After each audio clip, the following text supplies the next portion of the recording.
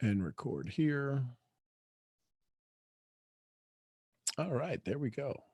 Just I'm going to make sure this is muted over here and we're ready to go. Good morning, Misfits. How are you this morning? My name's Sean Murphy, along with an amazing group of souls who we meet every morning, and we have conversations to see what we can do about what we can do. And last night we did a first evening edition of the Daily Awakening, and it turned out good. Had some great friends join me. Had some old folks who absolutely were there with the bricks 393 episodes ago. Jump back on. They were on for 4 or 5 months, and then life changes and things happen. So hope everybody's doing well this morning. Do me a favor, just real quick, just close your eyes for just a second. Take a couple of big breaths. Take 3 big breaths. Notice how you're breathing. Notice where your breath is filling your lungs. Notice how it's flowing through your body.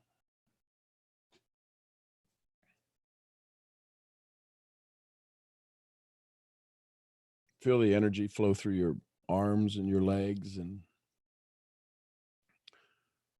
relax your jaw.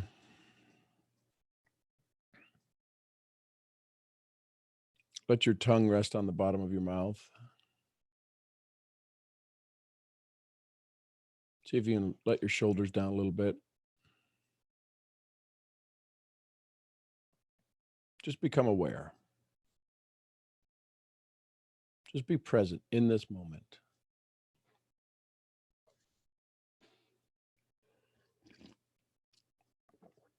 Know that you're amazing. Know that you have incredible possibility.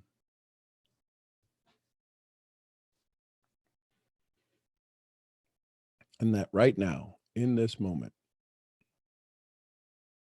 you are absolutely amazing.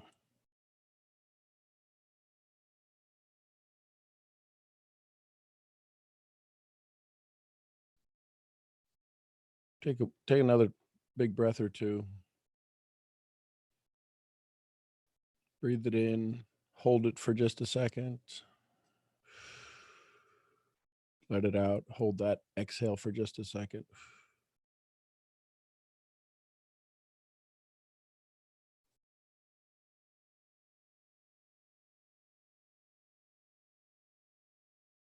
There you go. Good morning, everybody. I appreciate you. You are amazing. You make the world a better place. And I'm glad you're here. Good morning, Misfits. It is episode 393. It is Thursday morning. And what's going on with you? What are you hearing? What are you feeling? What greatness happened through you yesterday? What challenge happened through you yesterday?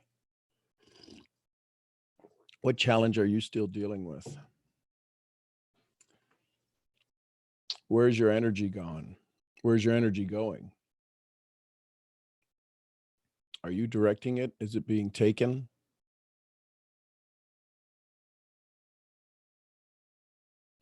Something Kathy said last night is, you've got now and next.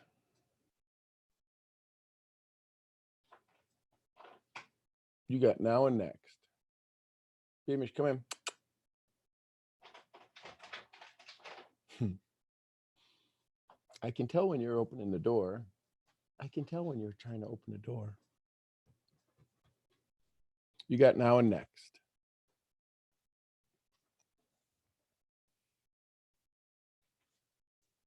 Angie, what's that question? If you remember it.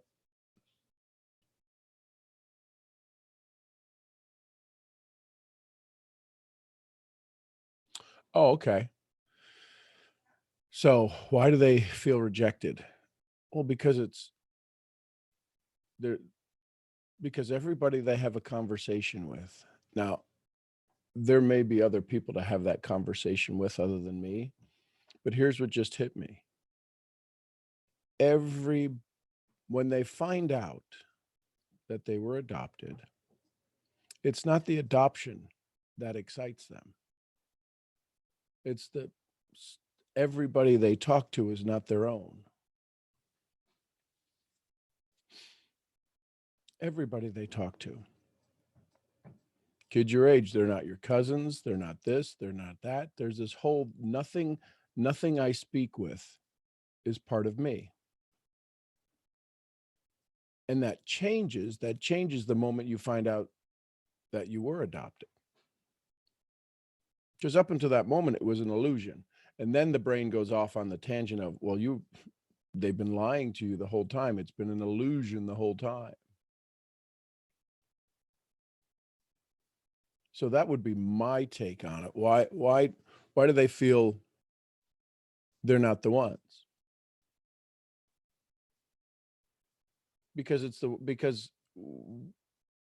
by the time we're 18, no fewer than 118,000 times did we hear, no, it won't work, can't work, not good enough, not tall enough, not strong enough. We come from this state of negativity. That's just by design. That rejection would have happened, that negativity would have happened in your home family or the adopted family. The reality is once we have all of these things that I'm not good enough, and then we find out somebody gave me up, then that probably does a multiplication number on all of those feelings. So then the question begs, at the age of reasoning, there's an age of understanding, there's an age of reasoning, and then there's, why do 60 and 70-year-olds, why do we love being around them? Because they just don't give a flip. They say what's on their mind. They say what they're thinking. They have fun with it. And they can say things and get away with it because we say, oh, they're older, they just don't care. Well, there's people who do that now, but we call them buttheads.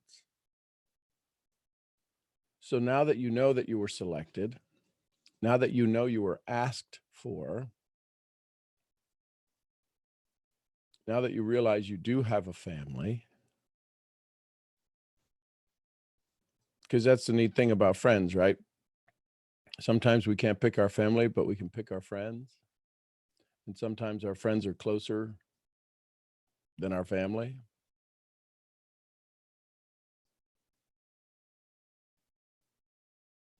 So ask this question, right? Do a Noah St. John on it. Why am I so good at feeling selected all the time? Why am I so good at feeling like I'm the one everybody wants all the time? Everybody wants me. Isn't there a song like that? Van Halen or something? Why is it the people who are in my life now support me? Why is it people in my life right now love me? Why am I so good at being lovable?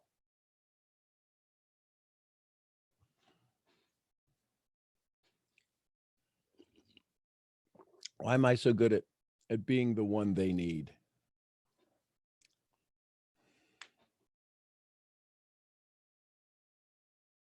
Does that help? I hope it does.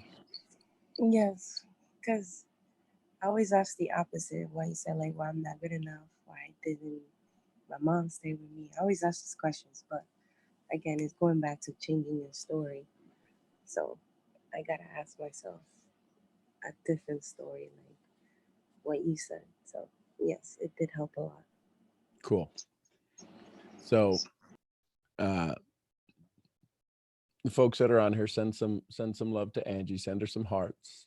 You got her phone number, blow it up with some hearts and love. And just let her know that she's amazing and that she's special to you. Send her a note of saying why why your life is better for her being in it.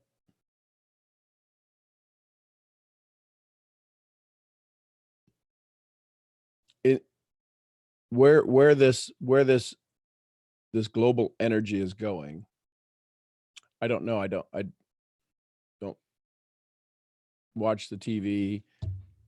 Usually don't hang out on news. Usually I'll see something when I go to do a Google search on my phone, and there's all of those little notices of news, those little news bits. It's usually where I get my news from. But there's so much of human beings starting to be good human beings, starting to live from their heart space versus their head space. I don't know what country it was in, but there was a guy doing calisthenics, doing some exercise from the center of the compound of the facility. And he's running around pointing to the different porches, watching people do jumping jacks and getting out and doing stuff, just sitting on their porch. We need these good news stories. We need these moments where we're talking about things that are happening fun in our life.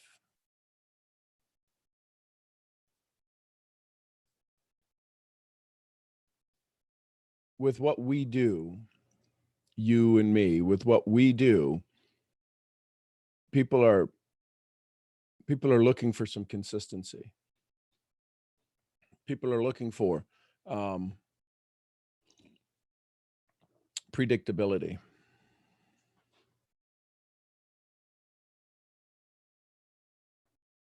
The key is, what can you provide? Well, yeah, but who's going to take care of me? In this moment, you have a choice. Choose joy or choose misery.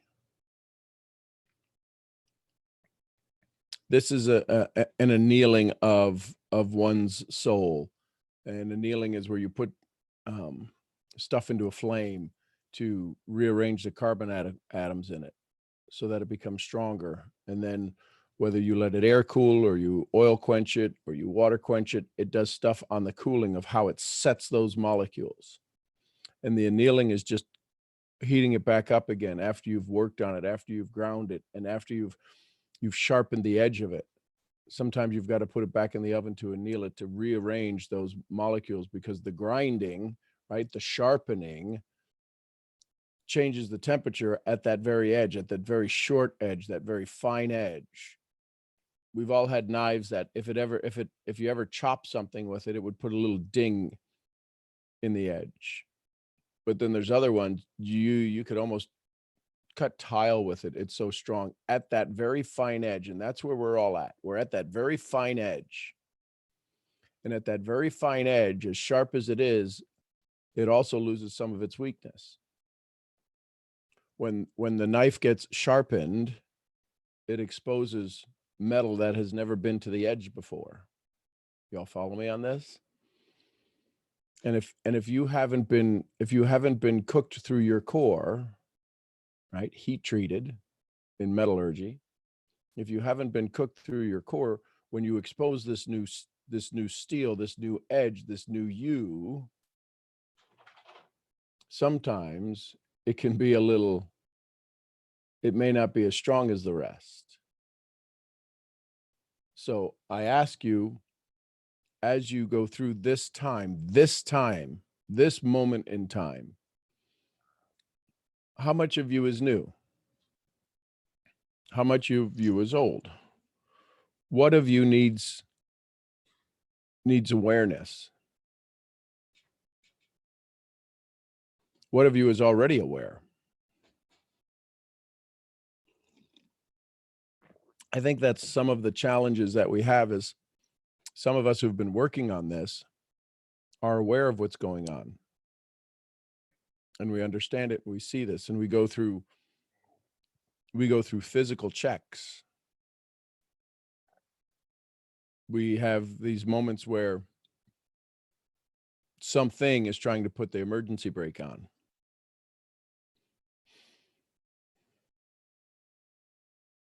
Right? Could you imagine getting in your car, revving it up and getting ready to go on the highway, and you never take off the emergency brake? How much energy that would take?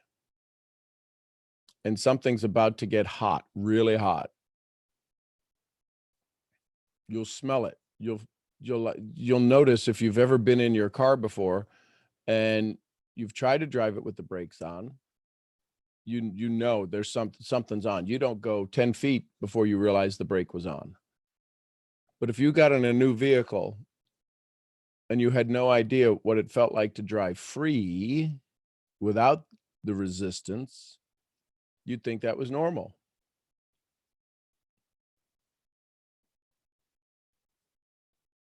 So what happens if the brake comes off? What is the emergency brake for many people right now? What is the distraction that's keeping them from letting go? Because it's not the letting go that's an issue, because everybody is locking up. A lot of people are just grabbing what they got and hanging on to it and afraid to let go with dear life. It's not that they're letting go. I want freedom, but I ain't letting go of this. I want peace, but I ain't letting go of that. Well, I'll let go of everything else except that. I'm going to hang on to my blankie. This is mine. I don't know that. Well, I feel pretty confident saying anything that got us here can't get us out of here. This environmental situation that we see ourselves in, beyond our control, but not at all. Beyond our control, but not at all. All we have to do is just stay away.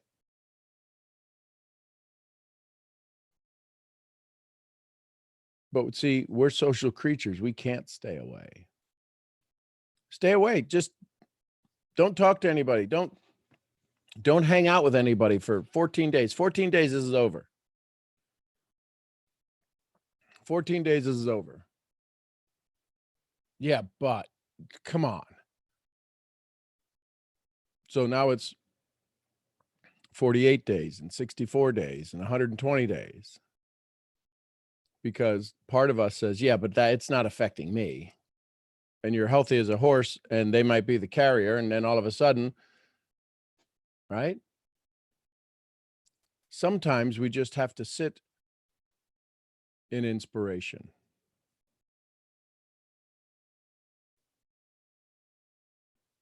And sit with our own thoughts, sit with our own soul. Yeah, but you don't understand. All this stuff is happening. Listen, the Europeans take off the month of August. They go to Tanzania, they go to Africa, they go to all of these places, and they come back somewhere end August looking like a lobster. You go to Heathrow the end of August, you can tell who's been on vacation and who's not. Because there's two kinds of people. There's lobsters and then there's white folks. And that's it. There's just, so this idea of stopping for 2 weeks,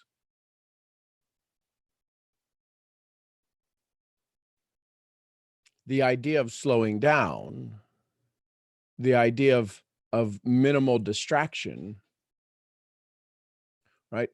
Being able to withstand, when you understand third-party risk management, how do you make sure your vendors and suppliers can still go? And Kathy was talking last night. She helps with logistics for some companies, and one of them is a trucking company, and they have every truck going 24 hours a day. It's not that there's lack of stuff. It's just not where it's supposed to be right now. And I thought that was beautiful, that expression. It's not that we don't have lack. It's just not where it's supposed to be right now. Where you're at right now is not where you're supposed to be right now, but it's exactly where you're supposed to be right now. This lack that we're experiencing is because what we want, what we normally have, is not where it's supposed to be right now. Like a toilet paper, it's there, it's out there. There's truckloads of it come in. Now the casino game starts with the paper manufacturers who are ramping everything up and doing everything they can and getting more trucks and finding more trucks and bringing people back to work and putting people on the road and just move. They have to now gamble. They have to now try to anticipate, when do they stop this increased production? Because as this rights itself, what's going to happen with all this massive increase in production and productivity that took them 2-3 weeks to ramp up to? Unmothball equipment, to put new people on, to bring people in, to train. Right? Amazon's hiring 100,000 people with the increased shipping. 100,000 people, part-time, full-time, sometime.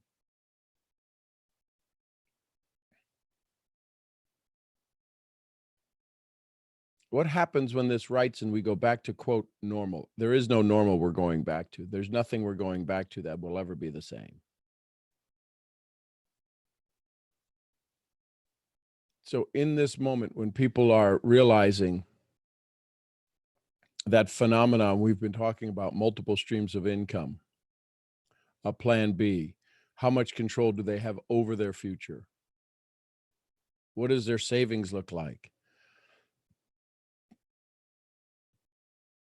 I don't know if any of your parents were ever through the Depression, but boy, they become quite frugal no matter what happens. And sometimes that, I don't know if the word frugality, that frugalness gets passed on to us, to where you're cautious. I will make a prediction that right now, the average American has about $800 in savings. For some, that's a paycheck. For some, it's two weeks paycheck in savings. There's going to be a lot of savings going on. But here's something that just downloaded to me.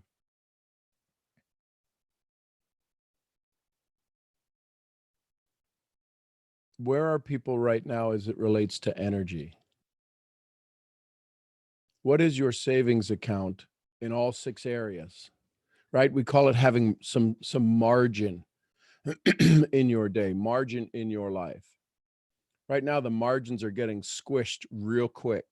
The margins of finance, the margins of society, the margins of mind, body, family, spiritual. How much space do you have? How much cushion do you have in any one of those areas? How much cushion does the person you're about to speak with have? How many of you sent messages out yesterday or the day before just to tell your friends you love them, you're thinking of them, you got their back? Did you send out your 3 messages this morning?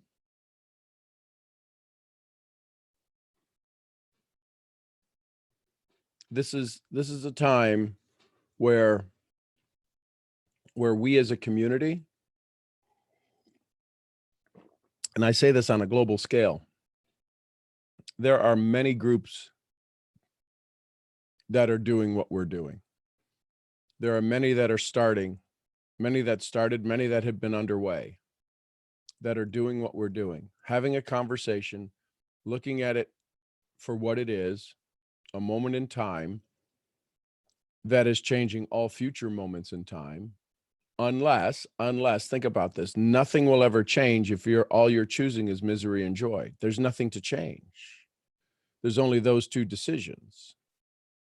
That's all life is just that decision, misery or joy. We name it, we'll give it 1,001 names, 1,001 distractions, 1,001 blessings, 1,001 curses.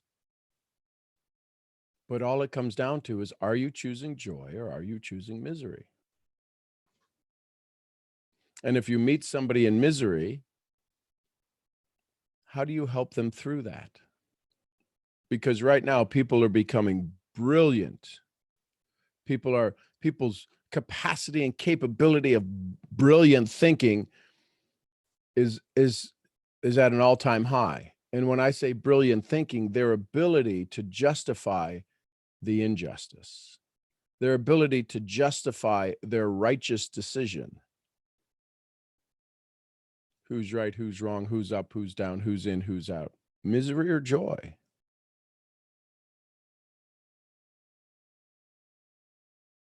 Kathy brought up an interesting conversation last night because she knows me well. And she said, when you started this, whenever you started it, and I reminded her December 18th, 2018, she said, you were at a very low point in your life. And I was.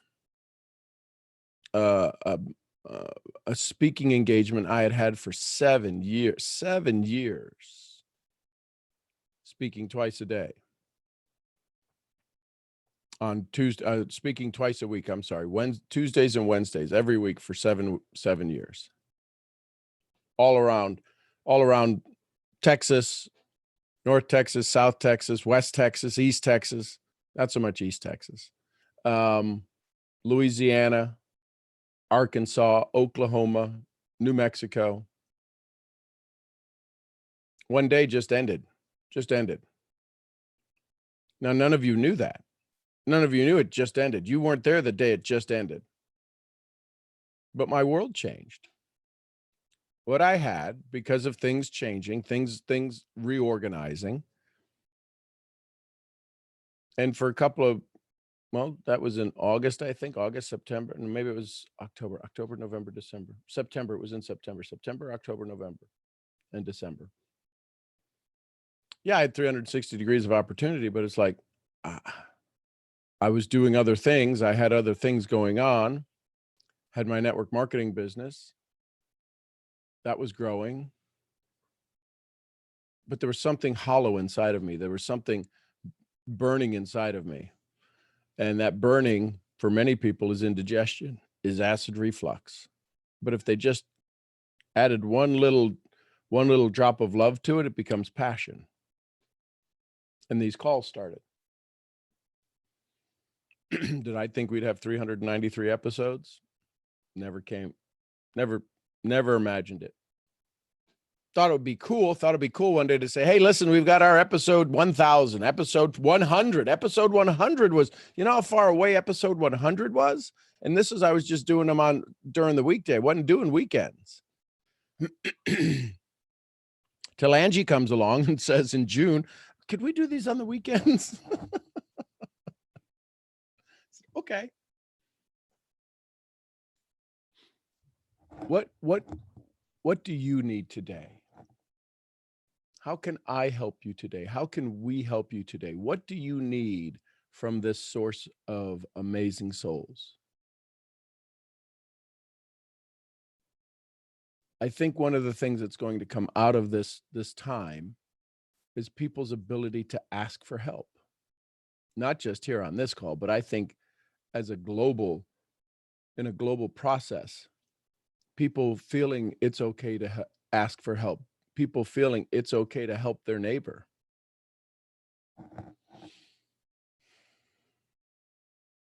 What do you need? What do you want?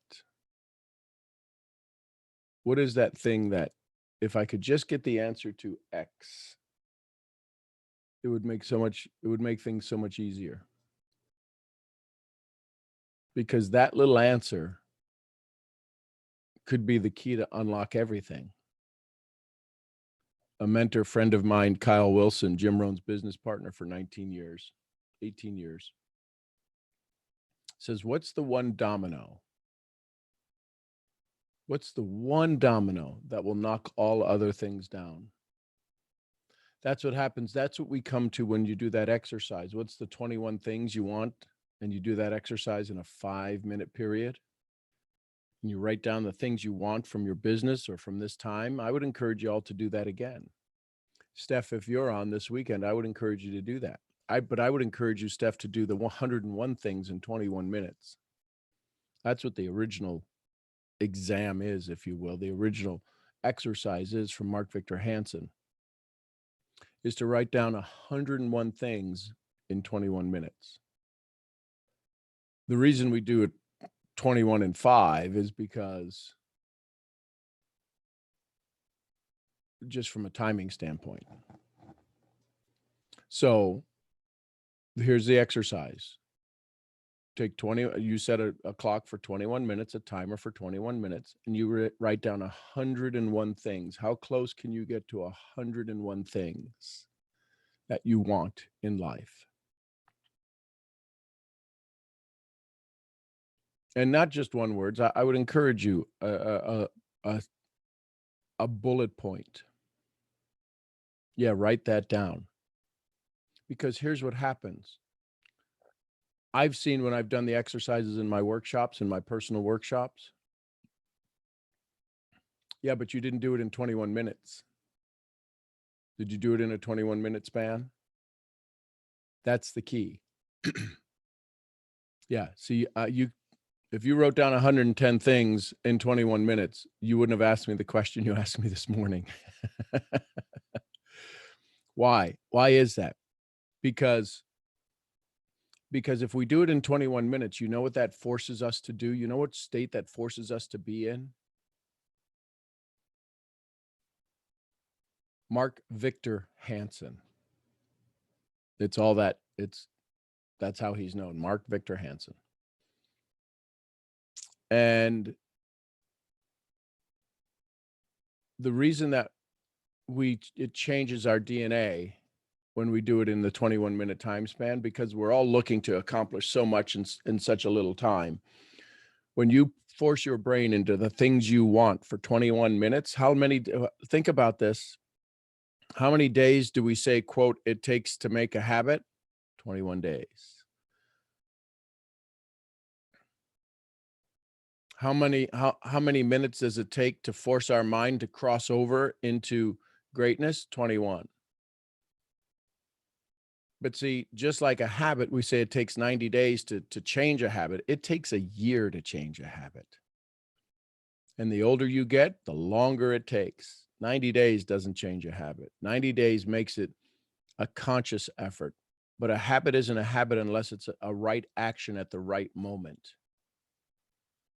Why do people after 90 days still go back to the old? Because they haven't learned the right action at the right moment. It has not become an unconscious competent.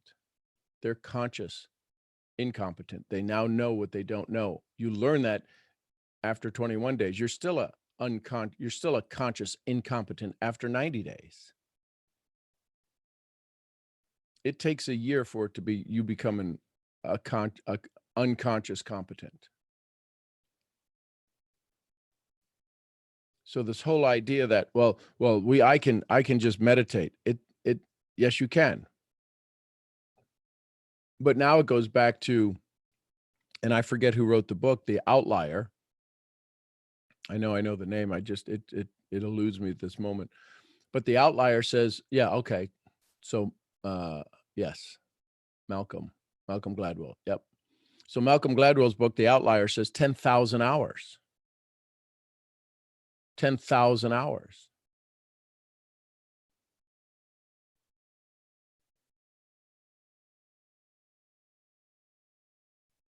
So how fast can you put 10,000 hours? How fast can you add to the hours of what it is you're brilliant at? How fast can you add to that?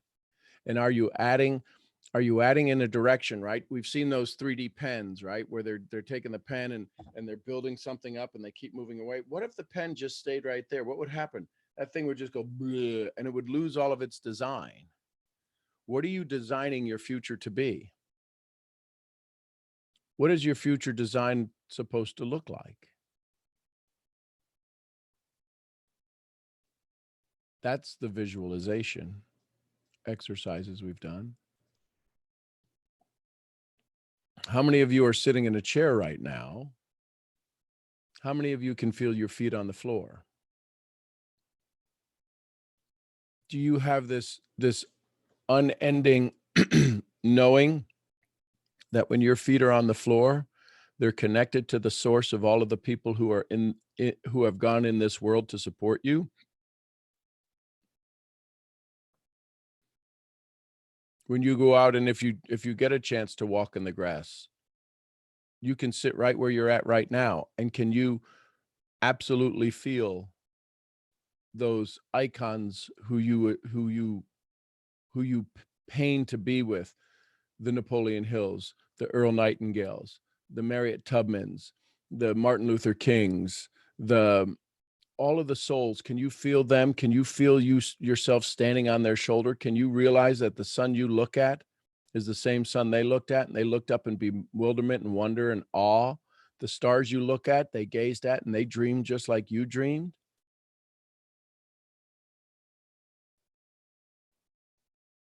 Right? Who are the souls? If you wanted to talk to Mother Teresa, sit quietly and ask a question, and don't be surprised. You've never heard her voice before, but you will hear it.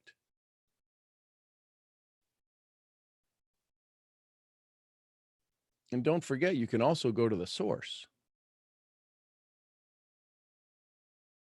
The challenge with most is they don't ask big enough. When's the last time you asked God for help? Hey, listen, maybe possibly if you got a chance, maybe if you could just think about it, maybe put me on your back calendar and maybe possibly, give me what I need. Could you imagine a prospect coming up to you and saying, hey, listen, give me what you think I need? If you're truly in service and operating from your heart, you can't answer that. You're like, tell me what you want, right? Isn't that what we do all the time? We try to figure out, what do you want? And we ask them their why, and they're pre-programmed to say, I want money. Great, I can help you get money. They don't want money. They don't want free time. Look at all the free time everybody's got now. They're going ape bananas, bat crazy.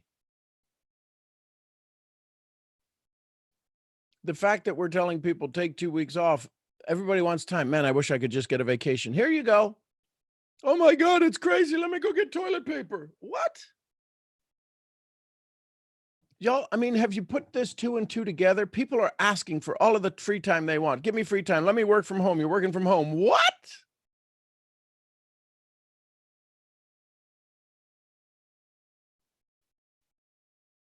Man, I really need a second income. I need a second job. I need a part-time thing because this right now, man, I need to do Uber. What about all the poor folks who are counting on Uber to make an extra 200, 300 bucks a month? That's all they need, an extra 200, 300 bucks a month.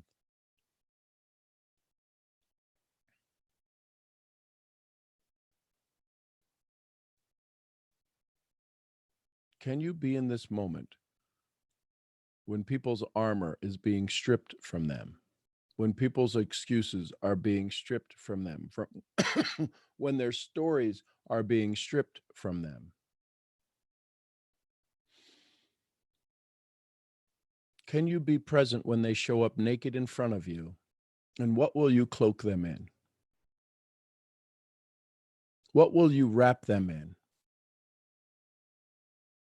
Are you going to wrap them in more fear? Oh my God, look at the mole under your boob. Oh my gosh, did you know that's there? You should get that checked. What?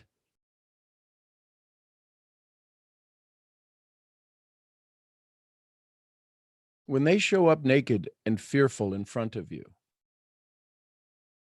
and a lot more of their blocking, a lot of blocking the blessing,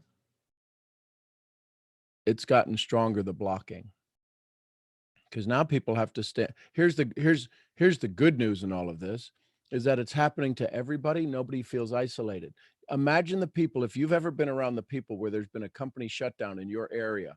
I mean, and I'm talking about a big facility, whether it was a warehouse facility, whether it was a manufacturing facility, and it was one of the town's hardest hit, and 1,000 people got laid off. What happened at the diner? Did you hear? Everybody, Sally and Tommy and Timmy and Joey and all. Oh my gosh, there's Sally. Poor thing. She got let go yesterday. Her job is no longer, and they just had their baby. Oh my gosh, I wonder what they're gonna do. the whispers in the corners of all of the people who got let go. And 3 years ago, your husband, you took a job out of town 45 miles away, and you just like, why can't I get a job locally? And you're now praising the Lord because you still have your job 45 minutes away. And that 45-minute drive is nothing. It's nothing right now, right? The law of comparison,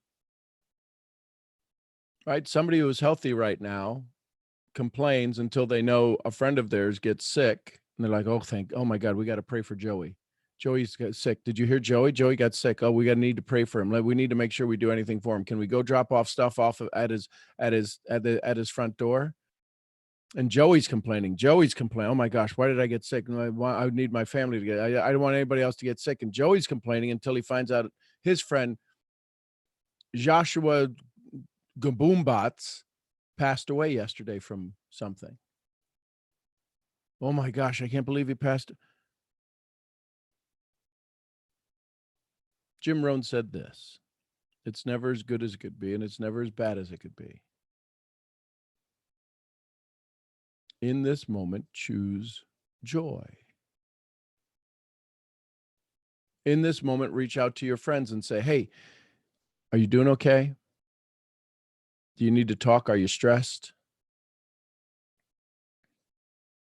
Have you found something to keep you occupied? And it's not your business. Have you found something to keep your mind square? Is it okay if I say a prayer for you?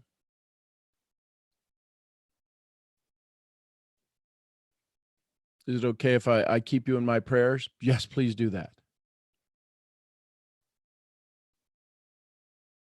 What was will be again, but it'll look different.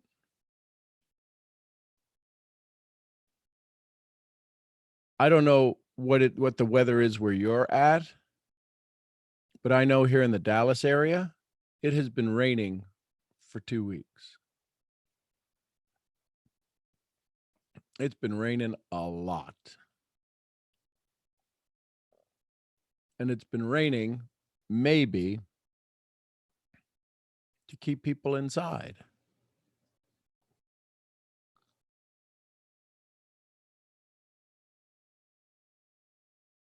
Has anybody seen the video of Venice? My bride watched it last night, to where the canals are clean again and they're seeing fish at the bottom. Yeah, it's super clean. Do you see what the earth can do? It gets me emotional. In 2 weeks, in 3 weeks, however long it's been, it's healing itself. If we just give it the chance to do that. Nobody got out there. Scientists didn't get out there and say, well, let's filter everything and let's do this and let's do that and let's do this and let's do that. It's healing itself. This is a time for us to heal ourselves.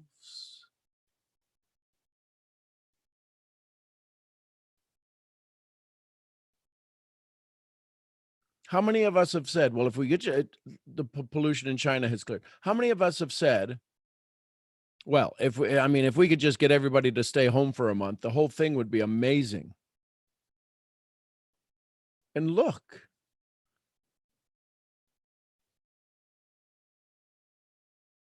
is this not maybe the world going, hey, listen, y'all give me a break. I've been around for 18 billion years, whatever the number is. Y'all been pooping all over me for the last thousands of years. I just need a week off. Every billion years, I need a week off. Is that okay? You know, when you're having a conversation and you've got an 8-hour presentation and you do this, excuse me, and you get back to your presentation, that's all the earth is asking for. It's just give me a chance to clear my throat.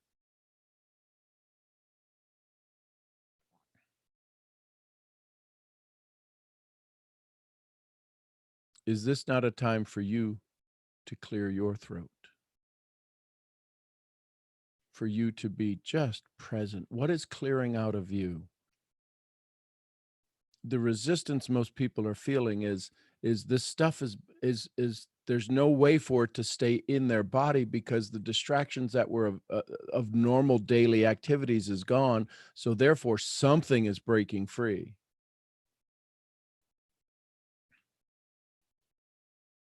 I can't remember the last time that I had that buildup in your chest, and when you started to cough it up, you started to really cough it up. I was probably a kid. What's happening to you now? What are you coughing up out of your proverbial lung of existence?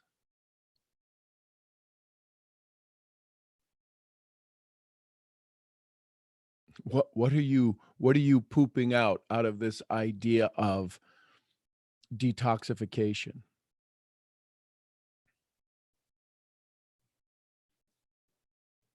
In this moment, joy or misery? We heard two stories last night. Manny, tell your story from last night and whatever else is popping up on your head, but I want folks to hear the story from that you shared about yesterday in the soup. Good morning, sir. Good morning, sir. Good morning, General. General. So yesterday I was I went to get lunch. I was at a bodega, and there was just one person serving the food and ringing people up. So I ordered my food, and while I was waiting to get rung up, the gentleman was helping the next person. And the next person was an older gentleman, and he had ordered a large chicken soup. And I was just waiting, and I got this urge to pay for his soup.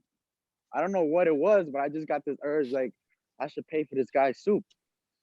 But then that other voice in me was, "Nah, why are you gonna pay for his soup for? Like, why?"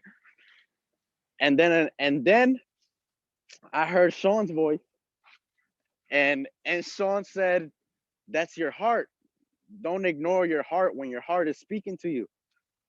So it was kind of a, man, if I don't do this right now, I'm gonna let down Sean. So so the guy finishes, and the guy's coming to ring me up. And I asked the John, I'm like, "Excuse me, sir." He's like, "Yes." I'm like, "Is it okay if I pay for your soup?" And he was kind of like confumbled, and he was like, "Why?" He was like, "I would like to pay for your soup today. I would like to pay for your lunch." And he was like, "Oh, I don't know. I don't know how I feel about that." I'm like, "I'll pay for your soup only if you feel okay with it. If you feel uncomfortable me doing that, then that's no problem. I won't do it, but I would like to pay for it." And he's like, "Okay, yeah, sure, thank you. That would be nice." So he accepted it, and he was, I guess, still kind of like in awe or shock or whatever it may have been. And and he was kind of in shock. So he's like, "Oh, thank you so much." He's like, "Thank you so much for the soup." I was like, "You're welcome. I hope you enjoy it." And we just kind of parted ways. And when I was outside, I was sitting in my car ready to leave,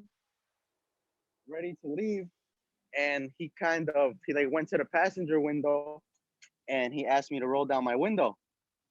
And he was, "Oh, thank you so much for the soup. Like, that was so nice of you."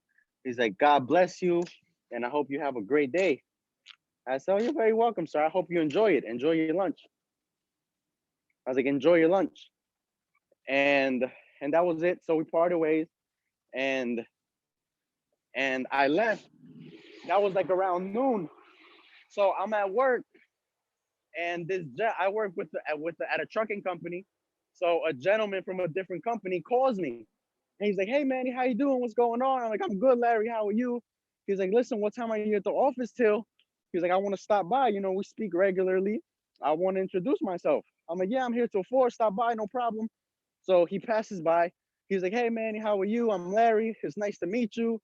I just wanted to say thank you for always helping us. I know we've been like bombarding you with trailers, and you always do your best to give us empty trailers back." I was like, "Yeah, of course." We conversated for maybe like a total of a 2-minute transaction conversation. and he handed me an envelope, like a folded envelope. So I just placed it on my desk, and we just continued talking. We continued conversating, and he left, and he left, and then I just put the envelope in my back pocket. I didn't think anything of it, and I go on about the day, and a little bit later, I opened the envelope, and I opened it, and it was $200 bills. And when I opened it, I started laughing because I knew exactly who it was. I knew exactly who it was, and I knew exactly what it was for. And I was so confused, and I just looked up to the sky, and I was like, like, what? Like, h- how do you do this? Like, I don't understand. And it was just, I don't know. It gave me like that piece of like, hey, I see you. It was like, hey, I see you. Good job. Here you go. And it just made me super super happy. And I wanted to share it with you guys this morning, but I shared it last night, so I shared it again. And it just made me super happy. And it just, yeah.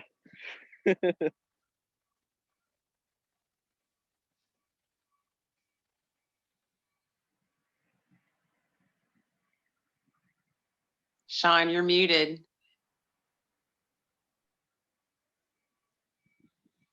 Okay, now I'm unmuted. So I got the chills when you told the story last night, and I got the chills again this morning. Yeah, me too. Me too. So it's just a reminder of what's going on. Monique, tell your story. Good morning, everybody. Wait a second. Good morning, Monique. I love you. Could you please share your story with us? I will, and I love Thank you too. Okay, so my story happened a couple weeks ago. My husband works, and he often they cater in food for the guys that are working in the building, and he comes home one day with trays and trays of food. It was like hamburgers and potato salad and beans and all kinds of stuff. Even desserts were in there. And it was way too much food for my family. I mean, we ate what we could off of it. But then the next day I told my husband, I said, listen, I can't possibly store all this in my refrigerator. So, do you see any, homeless people on your way to work? And he's like, oh yeah, I work in Dallas. I see tons of homeless people. So I said, why don't you, I'm going to put together a box of just all these trays, these big foil trays of food for you. Why don't you take it to the guys that you see and give it to them, because I don't want this food to go to waste. And I also had decided it was a great opportunity to, clean out my pantry of anything that wasn't getting used. And I, threw some extra stuff in the box, some protein bars, some cup of noodle soups, things that weren't going to perish. And he took it off to work. And I called him and I said, hey, were you able to find anybody to give it to? And he said, oh yeah. He says, I pulled over, and at the gas station across from the freeway pass where I see all these guys, under the bridge. And he basically like waved down one of the guys, and the guys, were looking at him like, what does this crazy dude want that's waving us down? And Dave holds up one of the trays, and he said, like, within seconds, there was like tons of guys running towards him to get all the food, and they helped him unload his truck, and they took the food. And, he says to the guys, he says, I just have one condition, that you guys share this with everybody. Please don't be greedy. There's a ton of stuff here. There's enough for everybody, just share it. And he says, oh yeah, we'll share it. And they were just so happy to get this food. And it warmed my heart when he told me that he was able to give it away. So that day passed, and I told, everybody on the call last night that it's a regular practice for me to write a few things in my journal. Some of the things that I write in my journal are repeat things that I constantly write. And one of them is, money comes to me in unexpected ways. That's something that I write in my journal every day. And I wrote that in my journal like the night before. And the next day I was out doing stuff with the kids and was unloading my car. And it was like a perfectly, normal day. It was pretty still, pretty quiet. And out of nowhere, this big gust of wind comes, and I like go to turn around to like, look, like, where did this wind come from? And $100 bill just slaps me in the chest. Like, it came out of nowhere. And I like kind of came out of my garage to look around to see if there was somebody maybe walking by that had reached into their pocket and money just flew out. There was nobody around. And I thought, wow, this is so weird. Like, the $100 bill flew out of nowhere and hit me in the chest. So I take it and, you know, just sitting there in awe of receiving it. And the next morning, I'm walking the dog and I look in my bush and there's a $5 bill in my bush. And I thought, wow, more money. Like, this is crazy. Like, clearly somebody was walking around and lost their money in it. You know, I thought about that for a second, but I quickly kind of chuckled to myself because I thought, you know, it's funny that I write in my journal, money comes to me in unexpected ways. And wow, what an unexpected way for money to come to me. Now, I didn't take that money and just, you know, blow it or put it in my wallet. I actually decided that I was going to give this money back that I had received. And one of my daughter's friends who comes over often, he's, you know, comes from a single parent home and doesn't have a lot of money. And he had mentioned to me at times that he doesn't eat lunch because his mom doesn't have money to put in his lunch account. So I decided to take that money and put it in his lunch account so that he could eat lunch at school. So I gave it back, but it was an amazing story. And when Manny told his story last night, it made me think of that story because I didn't even think to tell it.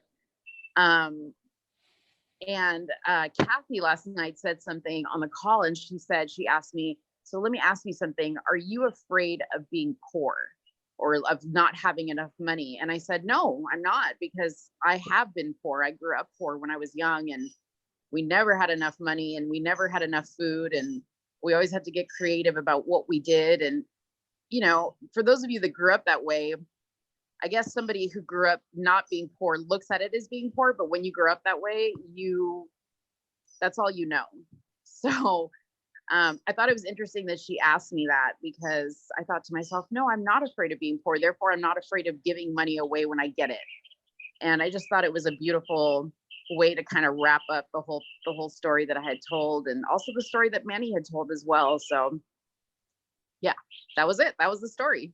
So in hearing these, what they give away, what we give away shows back up. Right? If you give away your time, somewhere you wind up with some time freedom you weren't aware that it was possible. You give, it's all energy. It's all energy. It's all energy. Everything is energy. Energy is. So what are you doing with this energy? Karma is only a recycle of your energy. That's all it is. It's not bad things out. It's all things out. All things out come back the way they went out. It's just a circle. And sometimes how hard you throw it, how hard you throw that tether ball determines how big of an arc it takes. You throw out good stuff, you throw out love, you throw out a smile, you probably get a smile back, don't you? It wasn't very hard to throw out a smile.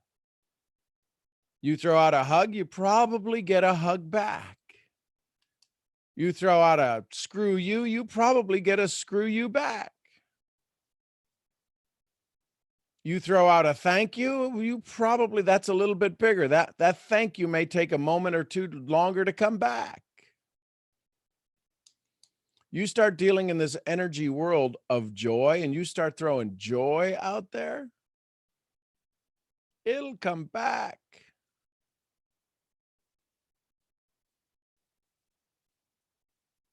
Over 2,000 folks have showed up on these calls.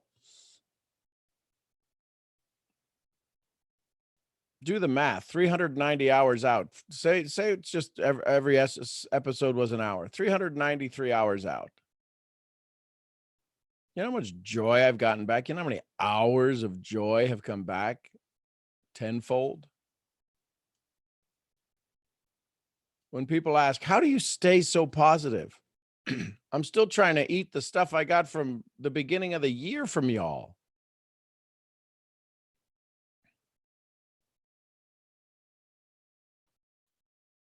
Manny, did you raise your hand again, brother?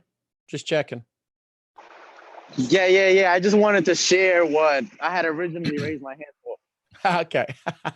What when you were talking about someone, you know, being in a situation and then seeing somebody in a worse situation, then they're grateful for their own situation. It kind of clicked, something that resonated with me a couple days ago. And I was seeing this video, and the gentleman said, he was like, if I was to give you $20 million right now at this very moment, he's like, I promise you that you would probably be very happy. You'll probably be happy for the next week. You'll probably be happy for the next month. You'll probably be happy all year. You'll probably be happy for the rest of your life. So he's like, but if I gave you those $20 million, like if I really, really, really gave them to you, and I told you, hey, I'm gonna give you these $20, but today is your last day on earth. So say bye to whoever you need to see, say hello, say go spend whatever you need to spend. But tomorrow, that's it. You're not alive anymore. Like, you wouldn't accept it. He's like, I'm pretty sure you wouldn't accept it. You wouldn't accept $20 million. You wouldn't accept $100 million. You wouldn't accept $500 million. He's like, so if you know that waking up in the morning is more valuable than any type of money you can imagine, then why don't you treat it that way? Why aren't you excited and happy to wake up every single day if there's no amount of money that can compare to you waking up in the morning? And to me personally, that was super powerful and it resonated with me a lot. And that kind of clicked with me when you were saying that. So I wanted to share that. I think it clicked with a lot of people just now, Manny. Thank you for teaching.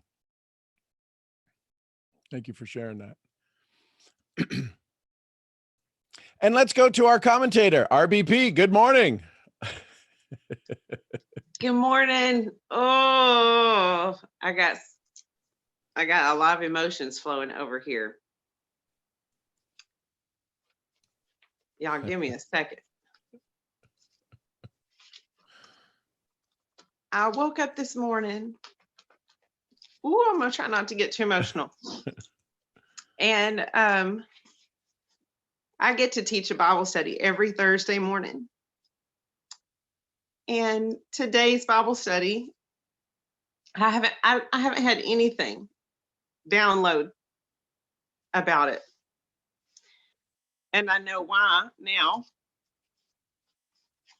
And walk with me. Today's Bible study is it's over one of the Beatitudes. And it says, blessed are the peacemakers, for they will be called sons of God. Thank you, Steffi.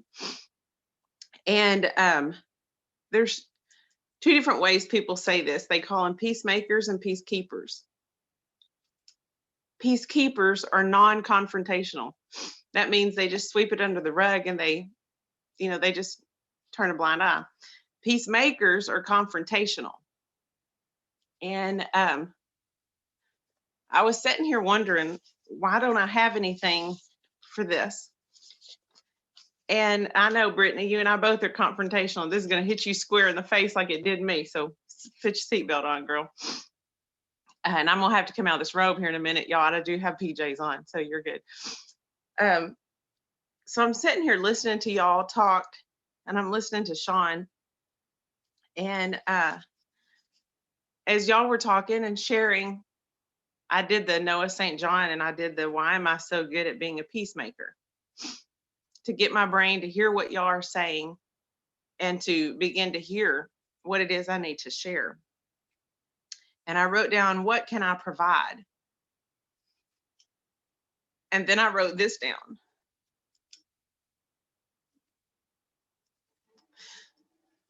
This beatitude is probably the hardest one for me. I understand my tears are for multiple reasons right now.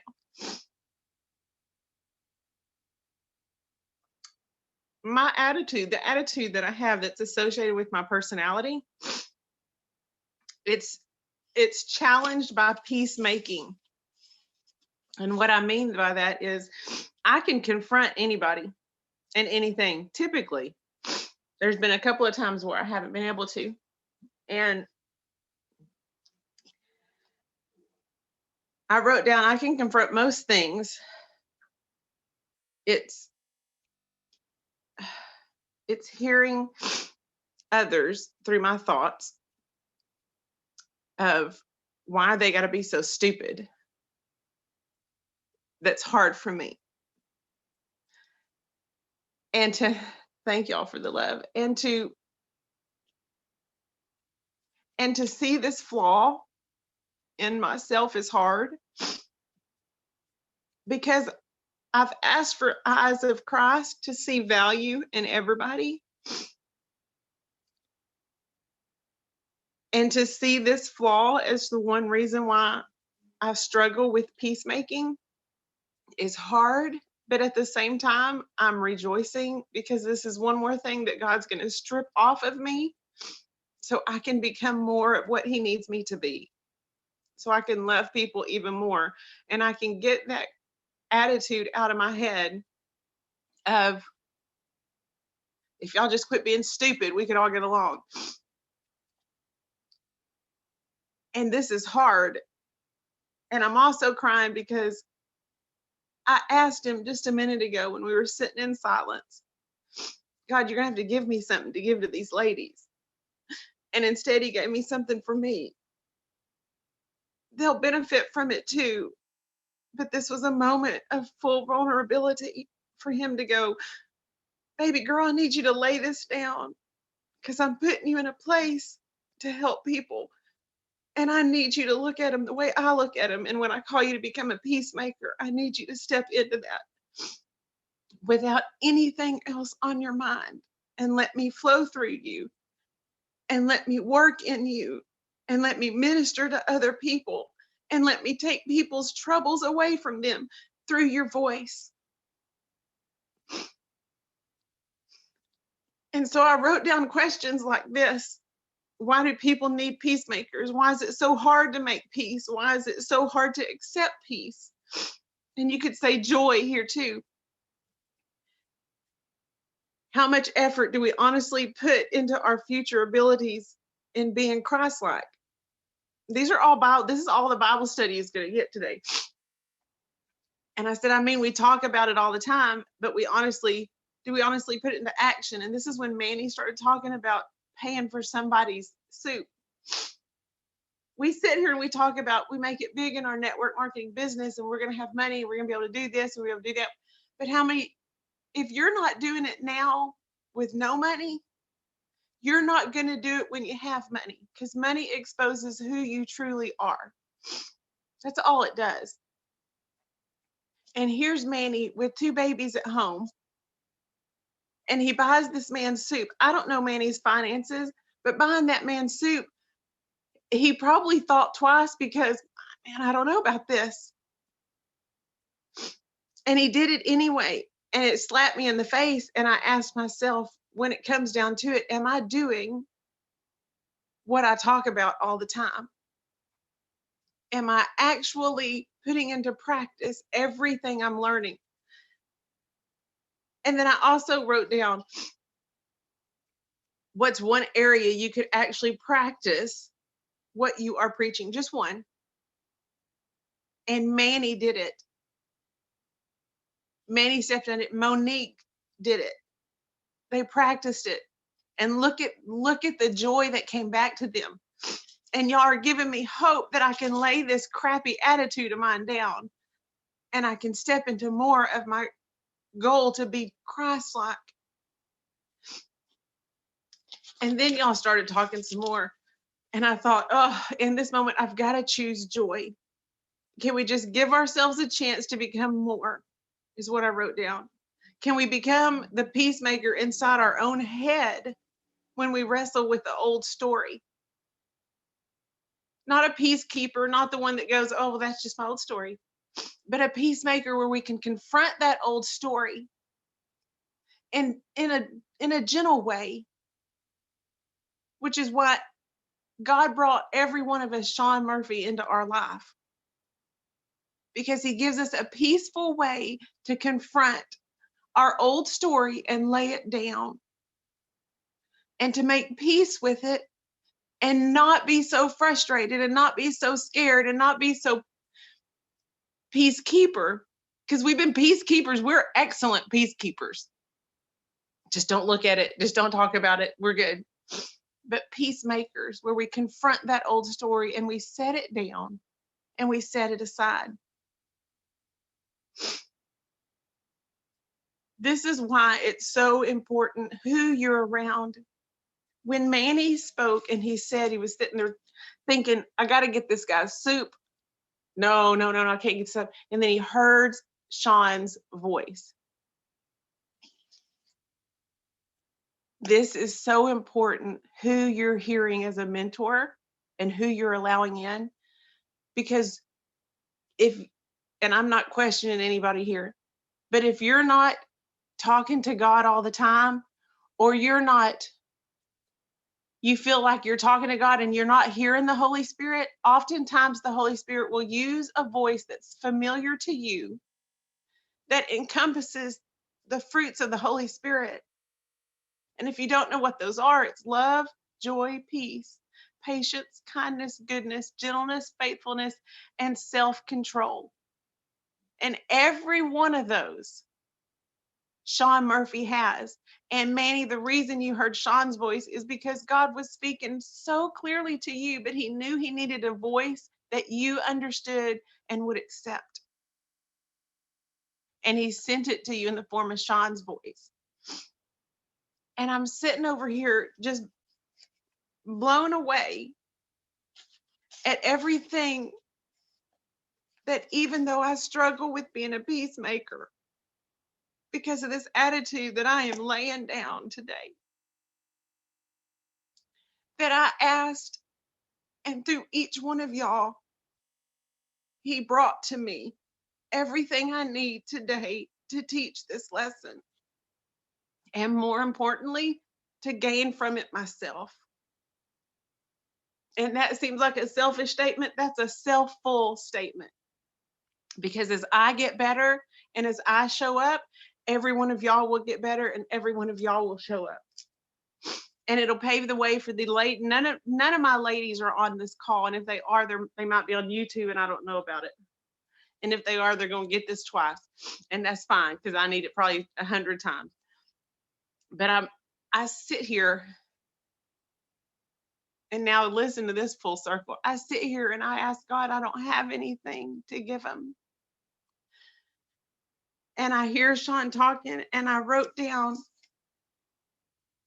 I sit here and beg for more. And I ask, why doesn't it come? And it's actually all around me. And I'm so healthy in every area. I need to realize all that I do have in my life right now. And when I do, I'll choose joy. So each one of y'all have spoken into me. Each one of y'all gave me a Bible study. Each one of y'all, the Holy Spirit used to speak into me and to bless my heart. And my tears aren't sad tears. My tears are overwhelming tears that of all people in the world, you guys have come into my life. I'm so sorry. I'm such a hot mess right now. You guys have come into my life and you're ministering to people even when you don't know you are. And you bless me. And I choose joy.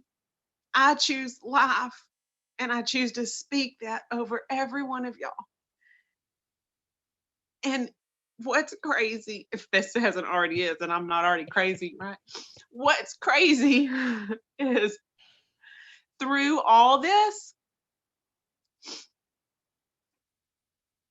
God gave me an opportunity Tuesday to go even higher. And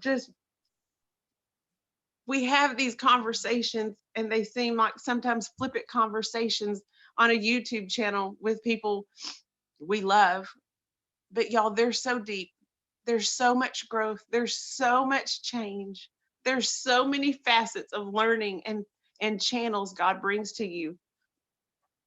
If you get anything, choose joy. Choose the life that you have. And I'll stop in just a second. I'm getting my composure. That's when I'm going to stop, when I finally regain my composure. Go figure. I wrote down two other things when Monique was talking. When God literally hits you in the chest with the blessing, what do you do with it? And what you give, you'll get. And I told Sean the other day in Luke 6:38, it says, give and it shall be given unto you, in which the same measure you give, pressed down, shaken together, and running over. And look at that blessing that's attached. And look what happened to Manny. Y'all are amazing. I'm sorry, I was a hot mess, but my emotions took over me. I love y'all so much for speaking into me. Every one of y'all, every single one of y'all, even if you're on here and you haven't spoken, every one of y'all have a part in actually 8 more lives today, getting something that will catapult them into more of a walk that they're desiring. And that is success. And that's true wealth. And every one of y'all will be a part of 8 more people becoming wealthy today. And I can't say thank you enough. I love y'all. Thank you so much. I'm sorry I was a mess, but just deal with it. Well, we got to see the inside mess on the outside today. We're all that way. Just a little bit. Just a little bit. I love you, girl. Love you. Brittany, as you wish, Brittany.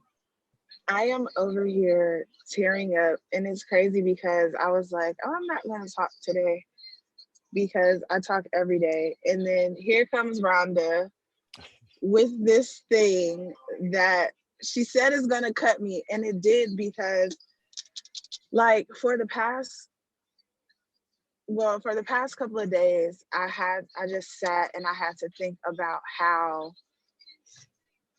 you know what I'm saying, even though I'm going through, my breakthrough, my awakening, I'm like, okay, I can do more. I can be more in joy. I can be more selfless. Like I could just be more caring. I could be more loving, because I've noticed that sometimes these issues or these people, and they come up and I'm literally right back to my old self, and how I react just doesn't help the situation. So I'm like, okay, I need to be more focused and let down this barrier, like let that ego go, so that I can contribute to the harmony of everybody. And I think that's kind of what Rhonda was just saying. But I also felt some type of way because like last week or so, I had this feeling, and I was like, I really push the envelope, like, and empty myself a lot, for other people. And I was like, I feel like I'm always praying for people and I'm always wishing well on other people, but I'm like, do people do that for me? Right? I'm always speaking something great into someone else's life, and I see it coming to fruition, but I'm like, well, dang, is anybody doing that for me? Like, I don't know. I don't feel that way. I don't feel like people are throwing positive things my way in the same way that I am to others.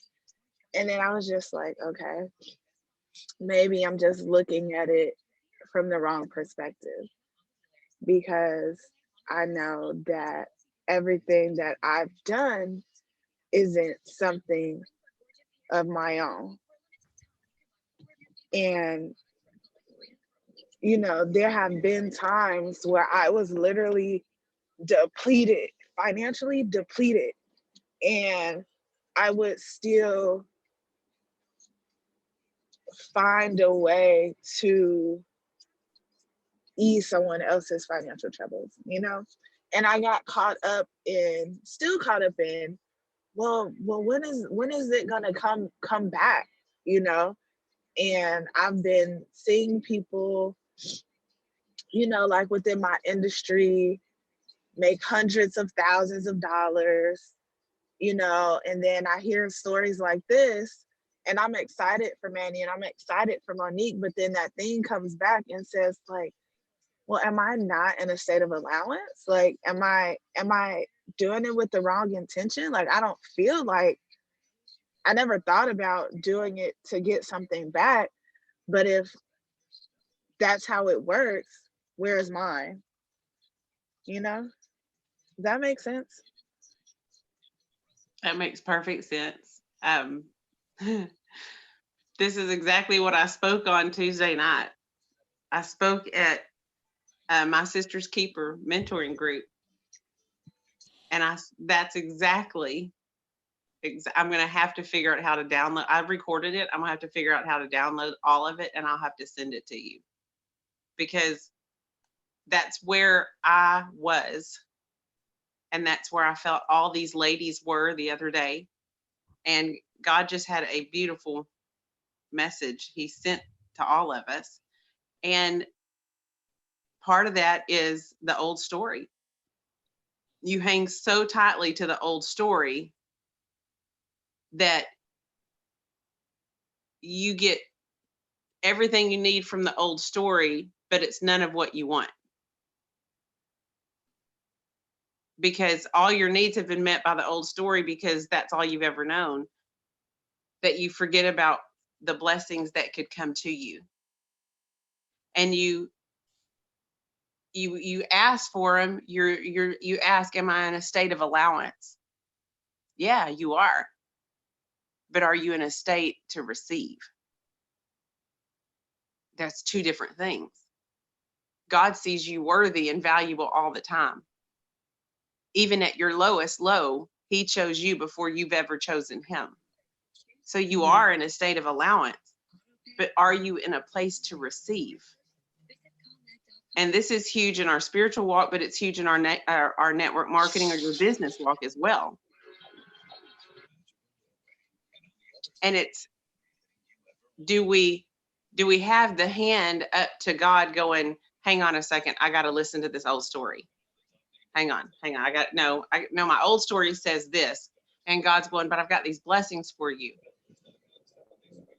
Or do we ever, like Sean says, turn our hands up and just go, whatever you have for me, I'm here. And we let go of the old story. And this is why Sean's work is so valuable, about letting go of the old story. And this is what you're feeling, Brittany. You're feeling the need to let go of the past, to move forward into the future, into the current, into the present, into the sitting here right now on a phone call without any of the past manipulating your thoughts, bothering you, frustrating you, being present right now in joy. And spoken so easily, challenging to do. This is why we have 300 and however many episodes, 393 episodes on this call, and people still keep coming back. So you are in a state of allowance. It's, can you receive?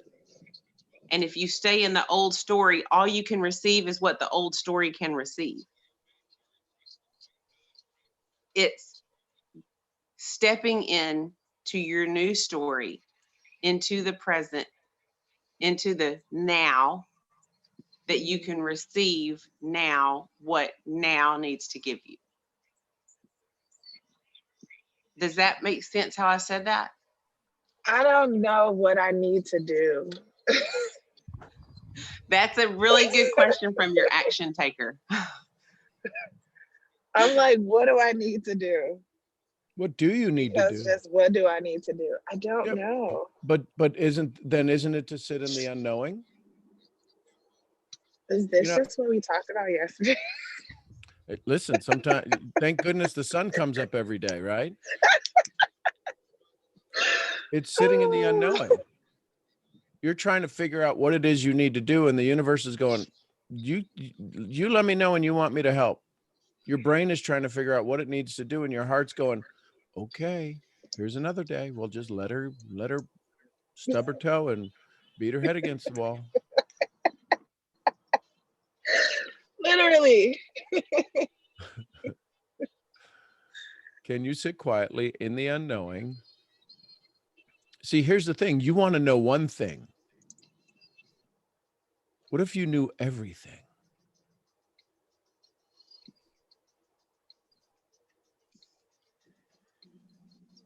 You're That's saying, I don't know what to do. You want to do one thing. What if you could do everything?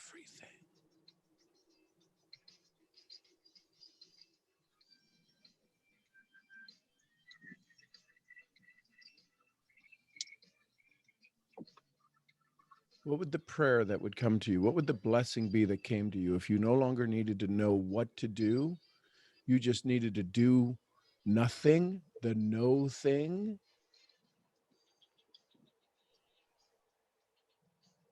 And all distractions would disappear. And what would come to you would be complete joy, complete bliss in slowing down the mind and just feeling. Where are you at right now? Are you in a car? Are you at home? Yeah, I'm in the car on the way to the airport. Can you feel your cheek on the seats? Can you feel your butt on the seats? Yeah, Can you feel your back against the seat? yeah, Are you driving or are you riding? I'm riding. You're riding. Can you feel the car moving without your control? Yeah, Where was all of that when you didn't know what to do? right. Can you enjoy the ride to the airport? Can this be the most precious moment in the history of your life? And if it isn't, what are you waiting for? The thing you're waiting for can't show up until you're in joy, because it'll always show up when? Now. Getting to the plane, the journey you're on is completed with every rotation of the tire. You just say, we need to keep going. We need to keep going. Then we arrive at the airport and the journey's still not over, but yet it's complete. You're at the airport. And then we start a new journey, but it's not a new journey. It's a continuation of the old journey. We move to the ticket counter. And now that journey's over, but it's still not the complete journey. But the journey of getting to the ticket counter, getting my bags, getting checked in, that journey is over, but yet it's only the beginning.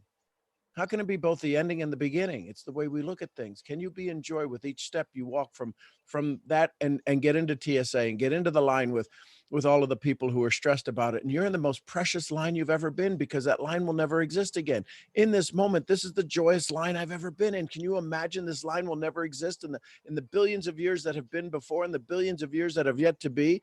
This line will never exist again. This is the most joyous line I've ever been in. And then you get to and you hand him your ticket and your license and your identification. And he looks at you and looks at this and looks at yours and has a safe trip, and you don't say anything. That's the most precious person in the world. They've given you the chance to continue your journey, to continue your joy, and you're moving forward. And then you step into the scanner and you put your hands up, and they want to check you because they need your energy around, and they go, there's something around your belt and there's something this, and can you step back in? And you get to spend more time with them. And then their stuff comes through the check-in bag, through the x-ray, and all of a sudden they pull it over and they need to check your bag. You get to spend more time with them. This is the most joyous moment in the world. And you haven't even left the airport.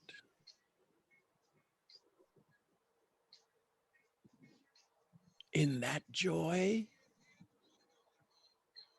we get to see you.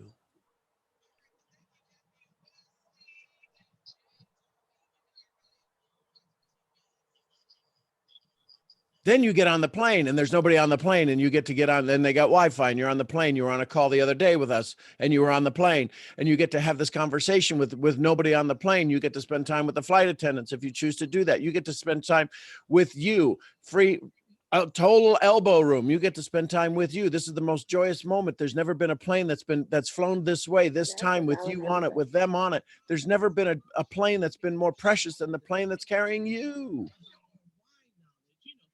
And the journey's still not over.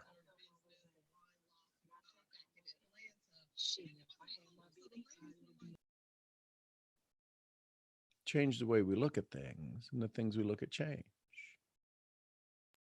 You know what's crazy about that? So I was just thinking about that so hard this morning, because I have a friend and someone else, and sometimes being around her is exhausting, because it's like she wakes up and then she's huffing and puffing, And then she's on her way to work and she's huffing and puffing. And she has to pay bills and she's huffing and puffing. And I'm just like, babe, what are you so distraught about? Like, I'm like, what are you so distraught about? Like, do you not want to wake up? Would you like to not have life? Would you like to not have a job? Would you not like to not be able to pay your bills? Like, what is it that has you just so exasperated that you just have to huff and puff all over the place? Because it's draining. It's draining. What are you doing? Every step that you take in your life, you're griping about it, and I just don't understand. And you say that, and I look at myself, and I'm just like, okay, are there things that I'm doing in my life that I should be grateful for that I'm griping about? Even the fact that I'm still able to get on the plane, you know what I'm saying? Because I saw somebody say, should we be traveling? And I don't know what everybody else should be doing, but I know that I need to go home. So that's what I need to be doing, you know? So, and it's just like, I'm grateful.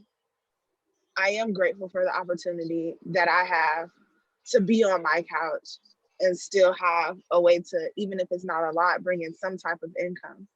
And then it comes to the point where I'm extremely sympathetic and empathetic with those that don't have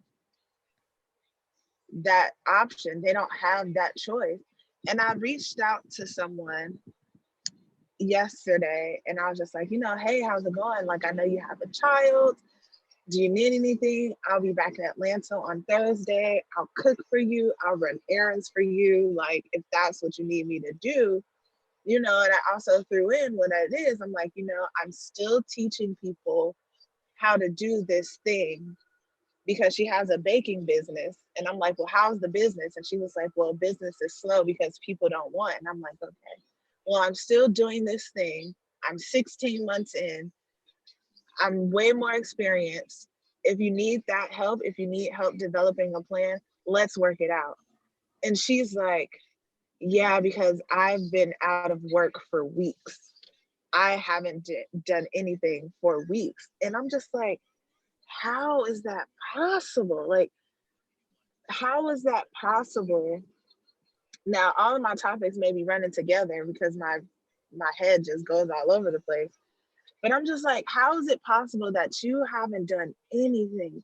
You haven't for weeks and you're still sitting on your hands and you got a child, a baby, and then here you may have been asking for something over and over and over again, and boom, I haven't talked to you in months, and I pop up out the blue because I thought of you at this time. And I guess my question is that, like, when people pray for things all the time, and it shows up and they're just like, nah, not that. Can't be it. Nope. That doesn't look exactly like what I wanted to. Oh, I gotta actually work more to get what it is that I asked for. No, thank you. And then they continue to be. I love when I talk to other people. I'm talking to myself. It's crazy, but it's like they continue to just suffer. Brittany, you asked, are you in a state of allowance? And I answered you the way I was told to answer, which is yes, you're in a state of allowance. And you just asked, and you're speaking to yourself. You just asked, how did you say it? People aren't doing anything, but they're expecting more. Let me see if I can put this together the way he's saying it. This is exactly why Sean says, do less to become more.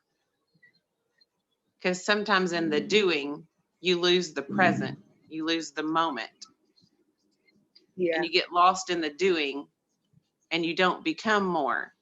And all God's asking you right now is to become more. And you miss the blessing and you miss the receiving because it doesn't look like the way you defined it. Exactly. That's why I said I love talking to myself. Which, and I'm going to speak this over you because I know this without a doubt. When you're speaking on calls like this and you say you're speaking to yourself, get ready for God to put you in a place to speak to others. Because when you hit a spot where you speak out loud in front of other people and it's for you, love you, Leo, and it's for you, God will begin to put you in positions to talk because he needs so much more to come through you, and he needs to elevate you even more in your own walk. And the only way you're going to do it is when you speak it out loud for accountability. Yeah, absolutely. I absolutely agree.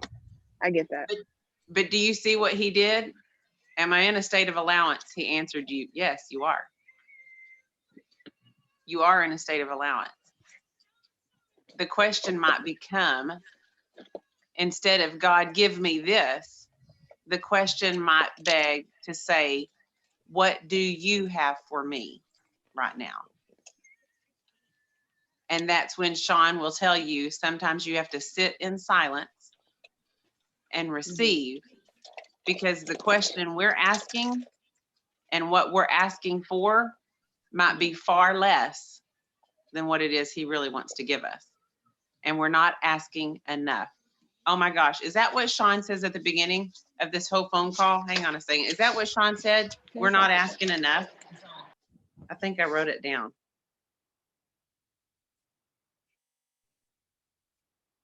Someone tell me, is that because I'm reading through, I have like 5 pages of notes. Is that what he said? Okay, Gina's shaking her head. Yes. Sometimes we're not asking enough for enough.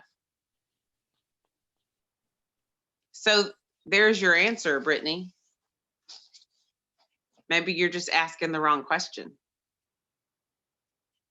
So maybe that moment of pondering, maybe this is so funny that you're fixing to be one of probably just a few people 35,000 feet in the sky over the continental United States because no one's wanting to fly.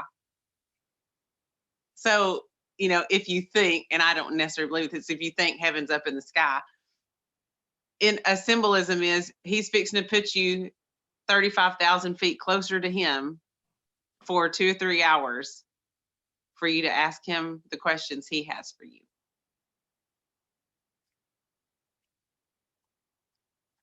That's pretty freaking crazy right there. I had it muted, but I just let out a very deep sigh. That's good. Yeah, because now I'm thinking about, well, I'm not thinking at all, but I do want to call you. I wish I could talk on the phone on the airplane. Remember you could do that? But I know we used to be able to do that. Can't do it anymore. Yeah, so because I just, y'all, if I could just like lay everything out on the line and just paint a picture of how like unbothered I've been with a lot of things, like, and how bothered at the same time. I don't know. I don't even know how to say it right now because like it's an unsettled spirit. You're unsettled deep inside and you're not sure why. So you ask questions like, am I in a place of allowance? Am I worthy? Do I deserve? Will it ever? Why hasn't nobody in the airport? Yeah, well, that's good because you're safe then because ain't nobody there. But here's one sentence that every man and women, both men and women both can sit with. And I don't know how many men are still left on here. Okay, yeah, we got some guys still on here. Here's one sentence that you can sit with no matter what creeps up into your thoughts, no matter what creeps up into your head, no matter. Here's one sentence that I sit with that helps me get past some of those obstacles. And here, and I have a shirt and a bracelet, and y'all saw me post about it. And it says, I am enough. Whether you're men or women, you are enough. He crafted you the way you are, how you are, with the way you look, sound, talk, act, laugh, smile, whatever, with everything you need inside of you. When he redeems it, it gets even more fun. But you are enough. So when an obstacle raises its head, when the old story comes around, when old troubles or trials or new troubles and trials, that's right, Brandon, Holy, Holy, Holy Spirit, enjoy them. I know not everybody reads the Bible, but in James, it says, consider all trials and tribulations an honor. And the reason you do is enjoy them, because it will remind you, if you flip the script, I am enough. And he will send me what I need, and it will all catapult me into a new place. We all need a shirt like that. I am enough. I'm listening to you. I'm about to go put the phone through the thing. Go ahead, girl. Go So it's enjoy gonna be the a couple airport. seconds. You should take some pictures of yourself in an empty airport. Put your phone up, give us a dance or something, record I it, look throw it up crazy. on social I media. didn't do my hair. Even better. That's even better. If there is somebody there, you'll be scary looking. Nobody want to come near you anyway. So that's even better, girl. Even better. Pop some champagne, as Nano says. It's good stuff. Mind is very afraid of trust. Mind is very afraid of love, afraid of anything that has to do with the heart. Listen carefully, because the mastery of the mind is not part of nature. It is not the nature of the universe. Heart is.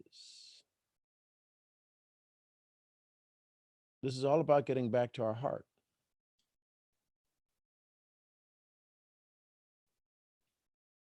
So I thank you, Brittany, for sharing that. Brandon, you got your hand up, brother. Great morning. How's everybody doing? Great morning. Just wanted to get on the call. I just wanted to share pretty much. I just wanted to thank Brittany, because she always gets on the call and shares, and just wanted to let her know that like what she's saying it resonates with, I'm pretty sure, like almost everybody on the call in different ways. But then also I just want to thank Manny and Monique for their story. Just not too long ago, maybe like 10 minutes ago, I was thinking to myself, because a situation happened last night, and I kind of got out of myself, not too much, but I got out of myself, and my response was out of the norm, and so I thought about it after that, and I was just like, well, why did I do that? And so it was in terms of like how I responded to my wife.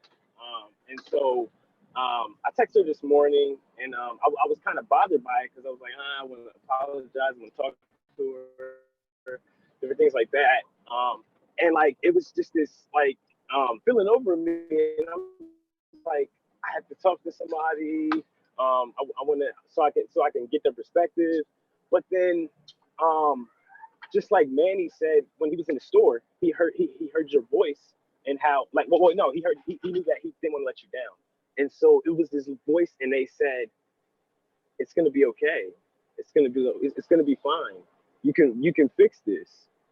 And so it like allowed me to calm down, like in terms of like just thinking about it, and just learn from it.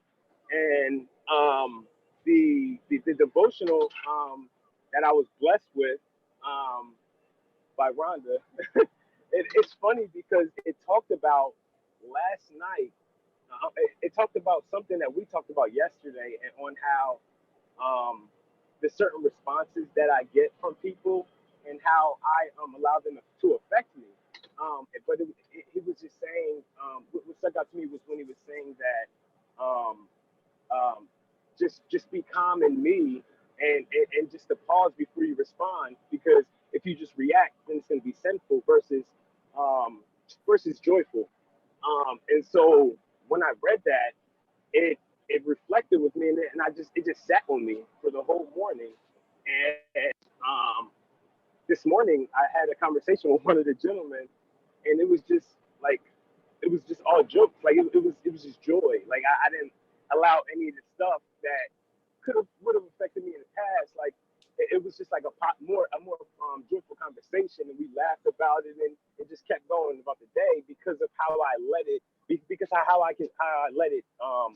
Because of how I reacted to it, pretty much. And so, and I could do that with anything, because it's pretty much how I determine things in terms of how big it is, how much of a priority or how much it matters to me. And so definitely thank you for these calls. And yeah, it's things are working out. So I'm excited. I love you, Brandon. I love you, dear. Love you too. Appreciate you, brother. Brianna, you got your hand up, my love. Can you guys hear me? Yes. Okay. Good morning. Good morning. This is probably going to take the conversation in a different direction, but my thoughts right now are stopping me from hearing what you guys are saying. So I figured who better to bounce my ideas off of.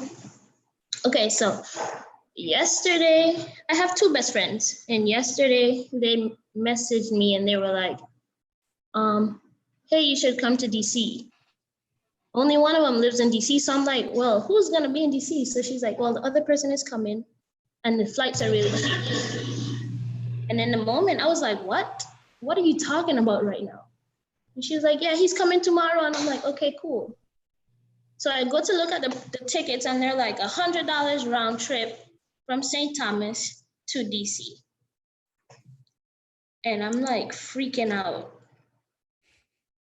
And then I realized it's one of my friend's birthday this weekend. So I was like, well, that would be a nice thing for us to do. I mean, we're all in different places and different financial struggles right now. So this will be like really good. Like this might be something that I've been asking for, like a little mini vacation or whatever. But at the same time, it's like, you shouldn't be traveling. I don't know what to do. So then I immediately think I should ask my mom, but I know exactly what she's going to say. She's going to say, that's a bad idea. And then I'm like, in the moment, it was so exciting. And I was like, oh my gosh, I'm going to get to see my friends. But at the same time, I was like struggling, like, I don't think I should leave the island. But then I keep coming up with reasons or people to ask why I shouldn't go. And it began to be more about not just going off the island, but just like, why do you have to keep asking people, why do you have to keep asking people if you should do something if you already know that you want to do it, but you shouldn't do it? And I don't know, I'm kind of lost because I'm still like, it's still like running through my mind and I still feel uncertain. Can I respond to that? Oh. Yes. Is that okay? Okay. So it's funny that you said that at the end, because I was just talking to my friend about this. She was trying to pick out an outfit and she was torn between two choices, right?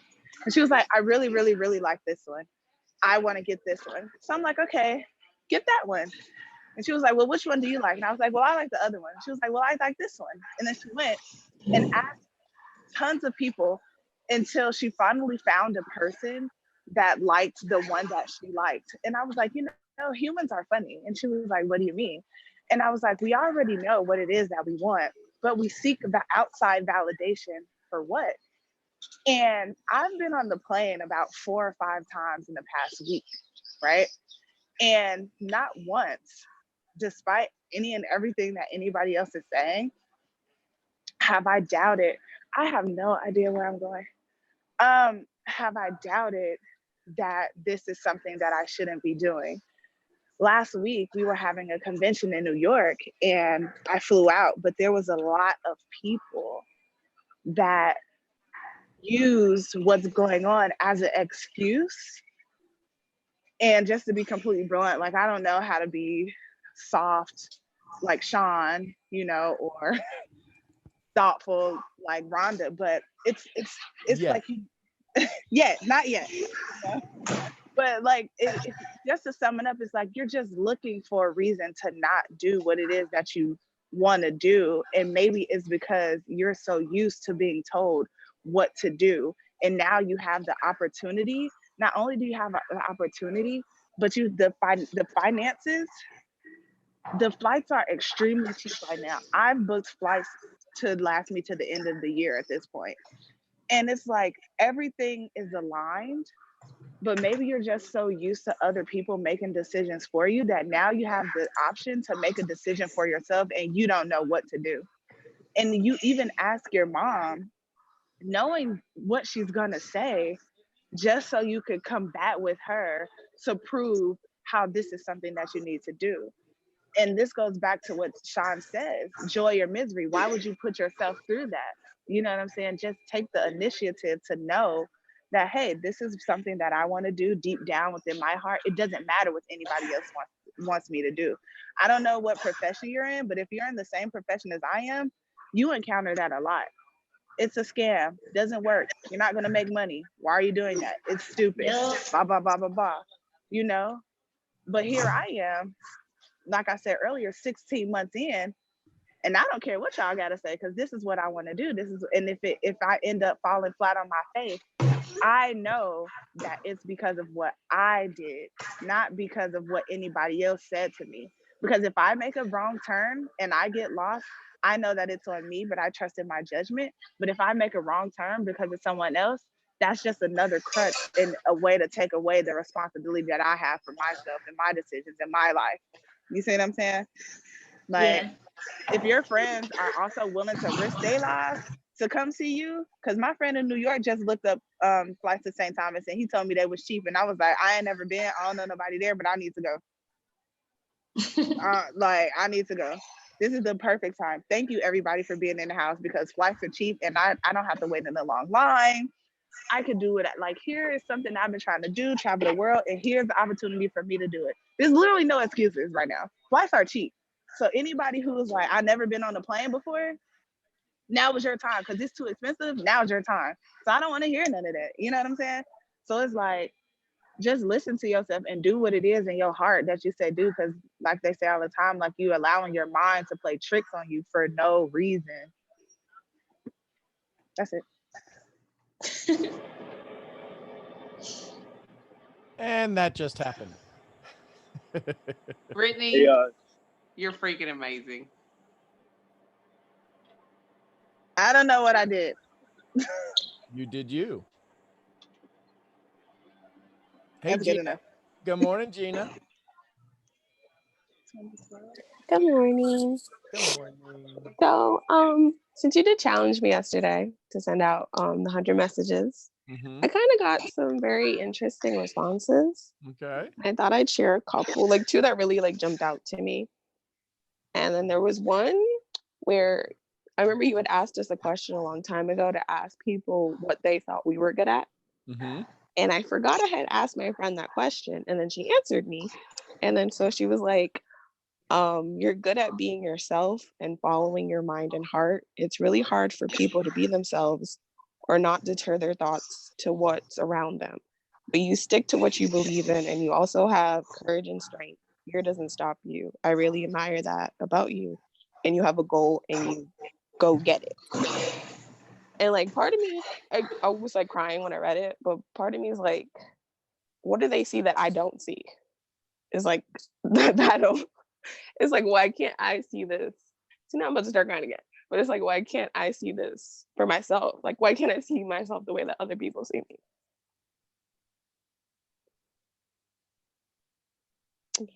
RBP. Yeah, it's the old story. You're so comfortable with your old story that you choose comfort over discomfort and growth and change. It's so easy to stay in comfort. It's so easy. That's why the tears are coming out.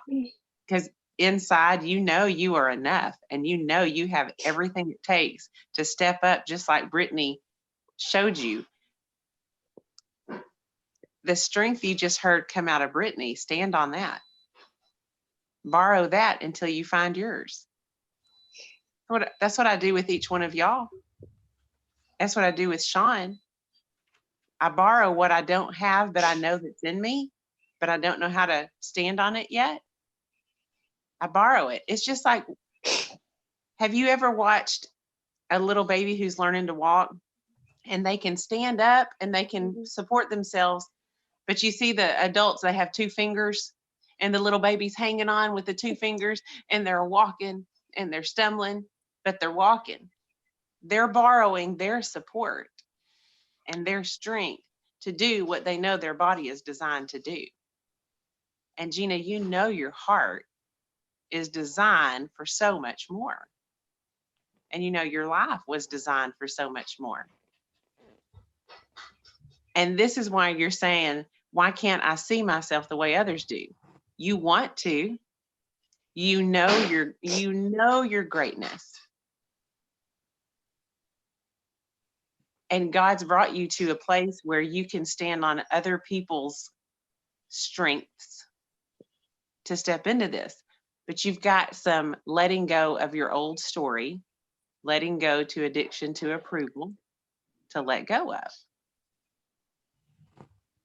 And you can do that. And Sean, until I figure out how to do that, Sean's my go-to on that. I'm like, you need to talk to Sean G. Murphy now, because he's going to help you with it. But it's your old story. So here's what you said, the answer, Gina. And like most things, we miss it. Why can't I see what other people see in me? Just take the physical of that. The physical of that is they're looking at you. We never look at us. The physical is they get to see you through their eyes, but they get to see through you. They get to see to you. We don't look at us. This is what meditation does. It gives us a chance to look at us. This is what prayer does. It gives us a chance to look at us, to listen to us. So the reason that you can't see, I can't see, the reason that I'm pretty good at what I do is A, meditation, but B, I have people who put me in check. Dude, what are you doing? Why are you wearing a brown hat? Well, because I had my head up my butt and I don't want anybody to see my hair. Right? It's just when we start to look at ourselves, we can finally see. And if we agree with what they see, if our friends are not lying to us, then it's critical that we sit and we look for that. We search for that. I had a call yesterday with somebody in London. And we went through the internal body check, and all of a sudden there was something on her heart, but it was on the right side of her heart. I'm like, right side of your heart? That's pretty specific. Are you sure? And she said, yeah. I said, the right side of the heart is the giving side of the heart. It's also the male side of the body. And then that just unlocked a floodgate.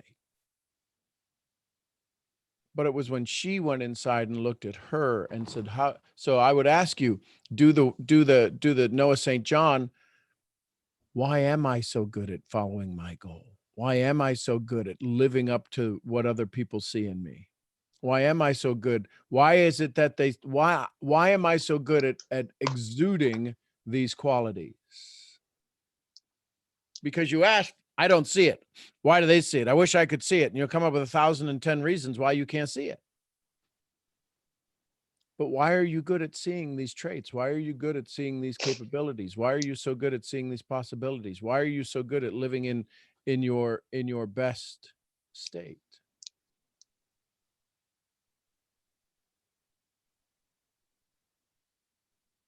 Why do I believe what my friends say about me? Because you believe all of the shit they say about you. Why don't you believe the good stuff they say about you? change the way we look at things, and the things we look at change. Bob Parks just posted something in our Daily Awakening community, and it says, maybe the journey isn't so much about becoming anything. Maybe it's about unbecoming everything that really isn't you, so you can be who you were meant to be in the first place.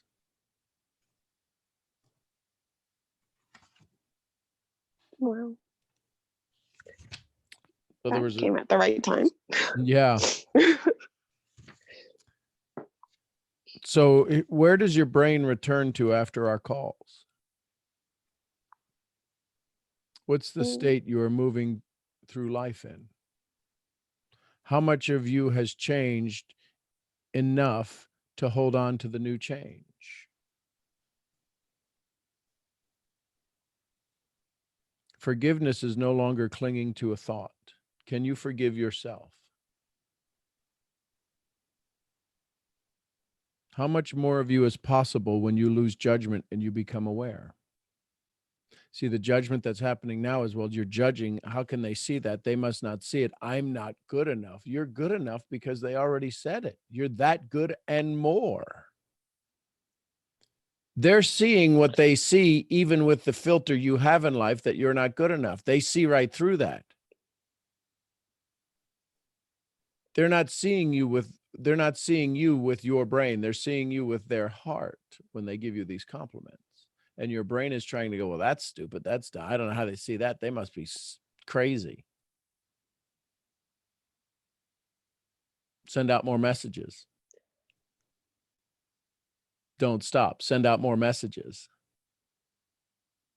Find people to send messages to. Find people to thank. Thank 100 more people. Go into groups, go into chats and thank people. You see somebody write a comment that's inspirational, that's motivational, that sits with you, write them a little response in there. Hey, listen, I'm new to the group, but thank you for this. Made my day.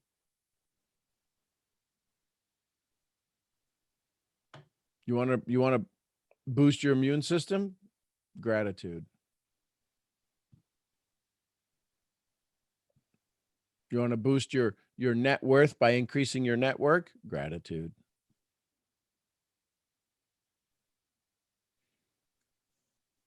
Brandon, was your hand up again new, or was that from before? I'm not sure. No, I actually just put it back up.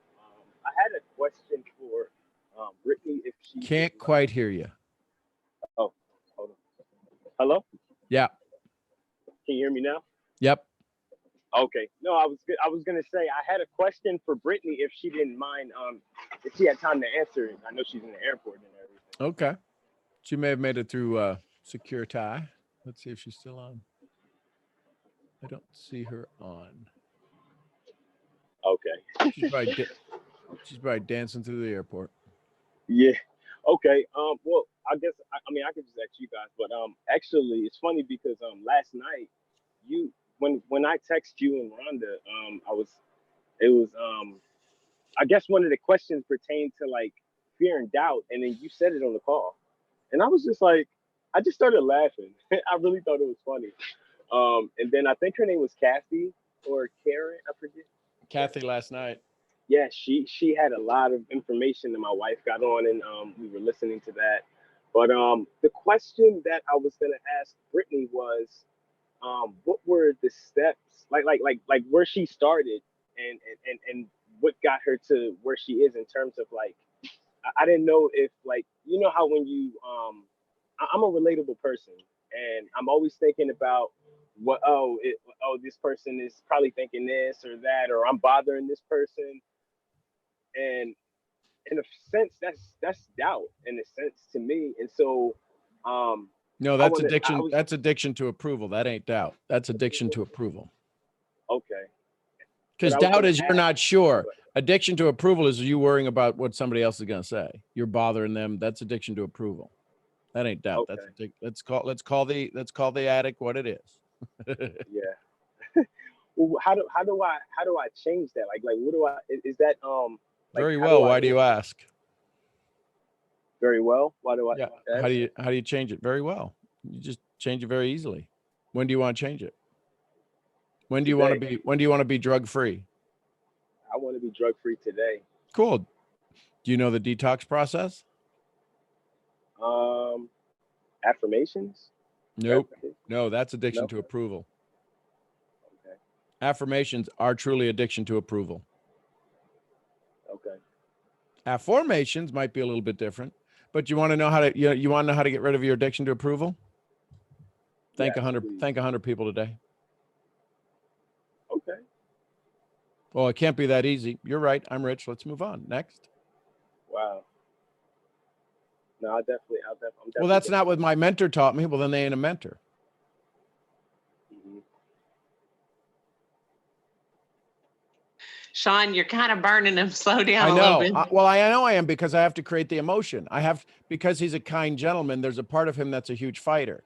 And the part of him that he's fighting against is the one that's winning the battle and it's kicking his ass. So I'm going to get him Yeah. fired up enough so he can stand up to that other part of him and go, enough is enough. Today's the day. He doesn't have to get mad about it. All he has to do is show up and stop being this nice guy, because the nice guy is letting everybody walk all over him. And then he goes home and complains and brings that shit home, and he doesn't take his shoes off, and that stuff shows up in the house, and he wonders why there's some challenges in life that's outside of this business world, because he's trying to be nice in the business world. You don't have to be mean in the business world, but I'm getting you fired up to realize this is the day you've had enough.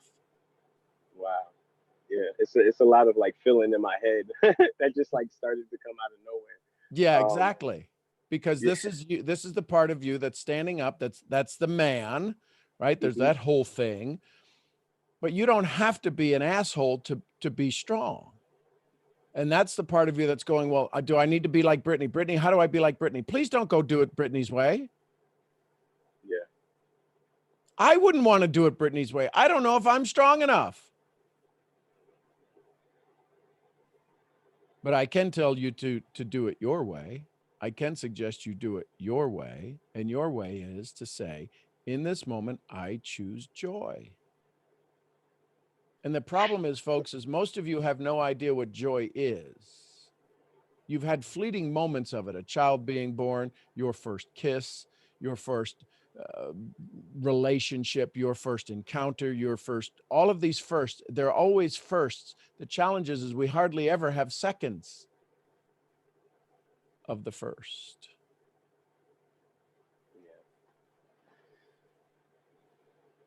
Thank you. You're this kind, gentle giant.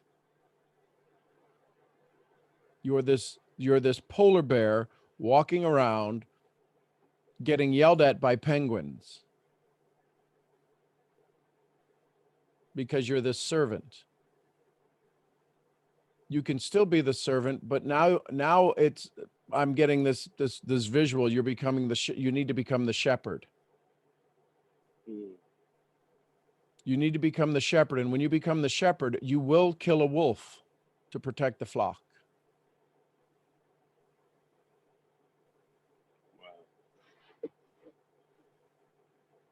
That's confirmation of the prophetic word spoken over you, Brendan. Hear that. Yeah, it definitely is. I mean, I don't know. I'm learning all these different things, and I'm thinking that. So let me being change kind that is- for you. Hang on a second. You're not learning Okay. them. You're remembering. Okay. The only way that any of this makes sense is because you're remembering. Words do not teach. Words do not teach. Please hear this, everybody. Words do not teach. The preacher's words do not teach. The minister's words do not teach. The baby's words do not teach. They elicit an emotion inside of you that allows you to remember your greatness. Maybe the journey isn't so much about becoming anything. Maybe it's about unbecoming everything that really isn't you, so that you can be who you were meant to be in the first place. It's about unpersonal development.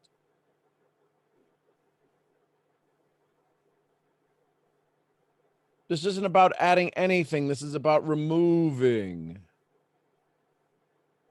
When Manny gave away $10 out of his pocket for soup, he gave it away. Guess what he did? He made space for more. And now he's going to give that away, and he'll make space for more. And Brittany's giving away her old story, and she's making space for more. You hear her jump on here. Hey, can I answer that? It's like, the world's, there's a cavern opening up somewhere. Brittany's jumping on to give some training, to give some love. You know how easy would it have been for her to just go, Brianna, just don't be stupid. Get on a plane. No, she didn't say that. She actually talked her through it. She talked about her fears. She talked about her fears. She talked about the other fears. She said, you may want to realize how much in control you have.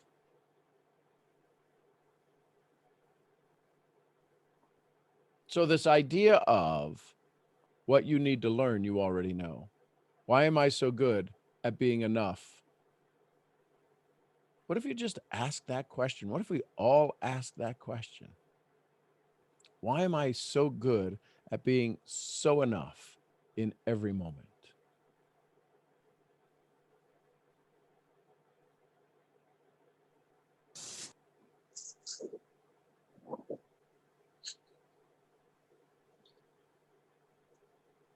Thank you. You bet, brother. Any last thoughts or comments, folks?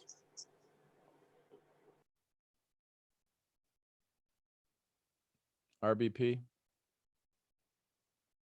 It's been a good day, y'all. Sit in it, marinate in it, accept what he's sending you in whatever voice he uses. And thank you for blessing me. These ladies that I'm fixing to talk to are fixing to, I have to strap them all to the couch or something. I don't know. It's fixing to get on. It's fixing to be good. Tell them put a hat on. Yeah. Okay, y'all. Thank you for being here. Thank you for being And I love you courageous. too, Manny. Thank you for just making all of this. And I would encourage you, we do have some time. If you do have some time, sit quietly. I'm Sean Murphy, founder of Mental Profits. I'll see y'all where? At the next event. Y'all send some love to each other. I Bye, y'all. I love love you. Love y'all, guys. Misfit. Thank Thank you. Love Bye. you, my Love you misfit guys. family. Love you guys. Everyone have a Bye. blessed day. Have Be a safe blessed out there in day. this crazy world. Yes, sir. Love y'all. Have a wonderful day. Thank Bye you for for now, showing y'all. up, Sean. You bet. Holy, holy, Holy Spirit, brother. Holy, Holy Spirit. Holy, holy, holy spirit. And you too, RBP. There's that I love smile. you. Love you.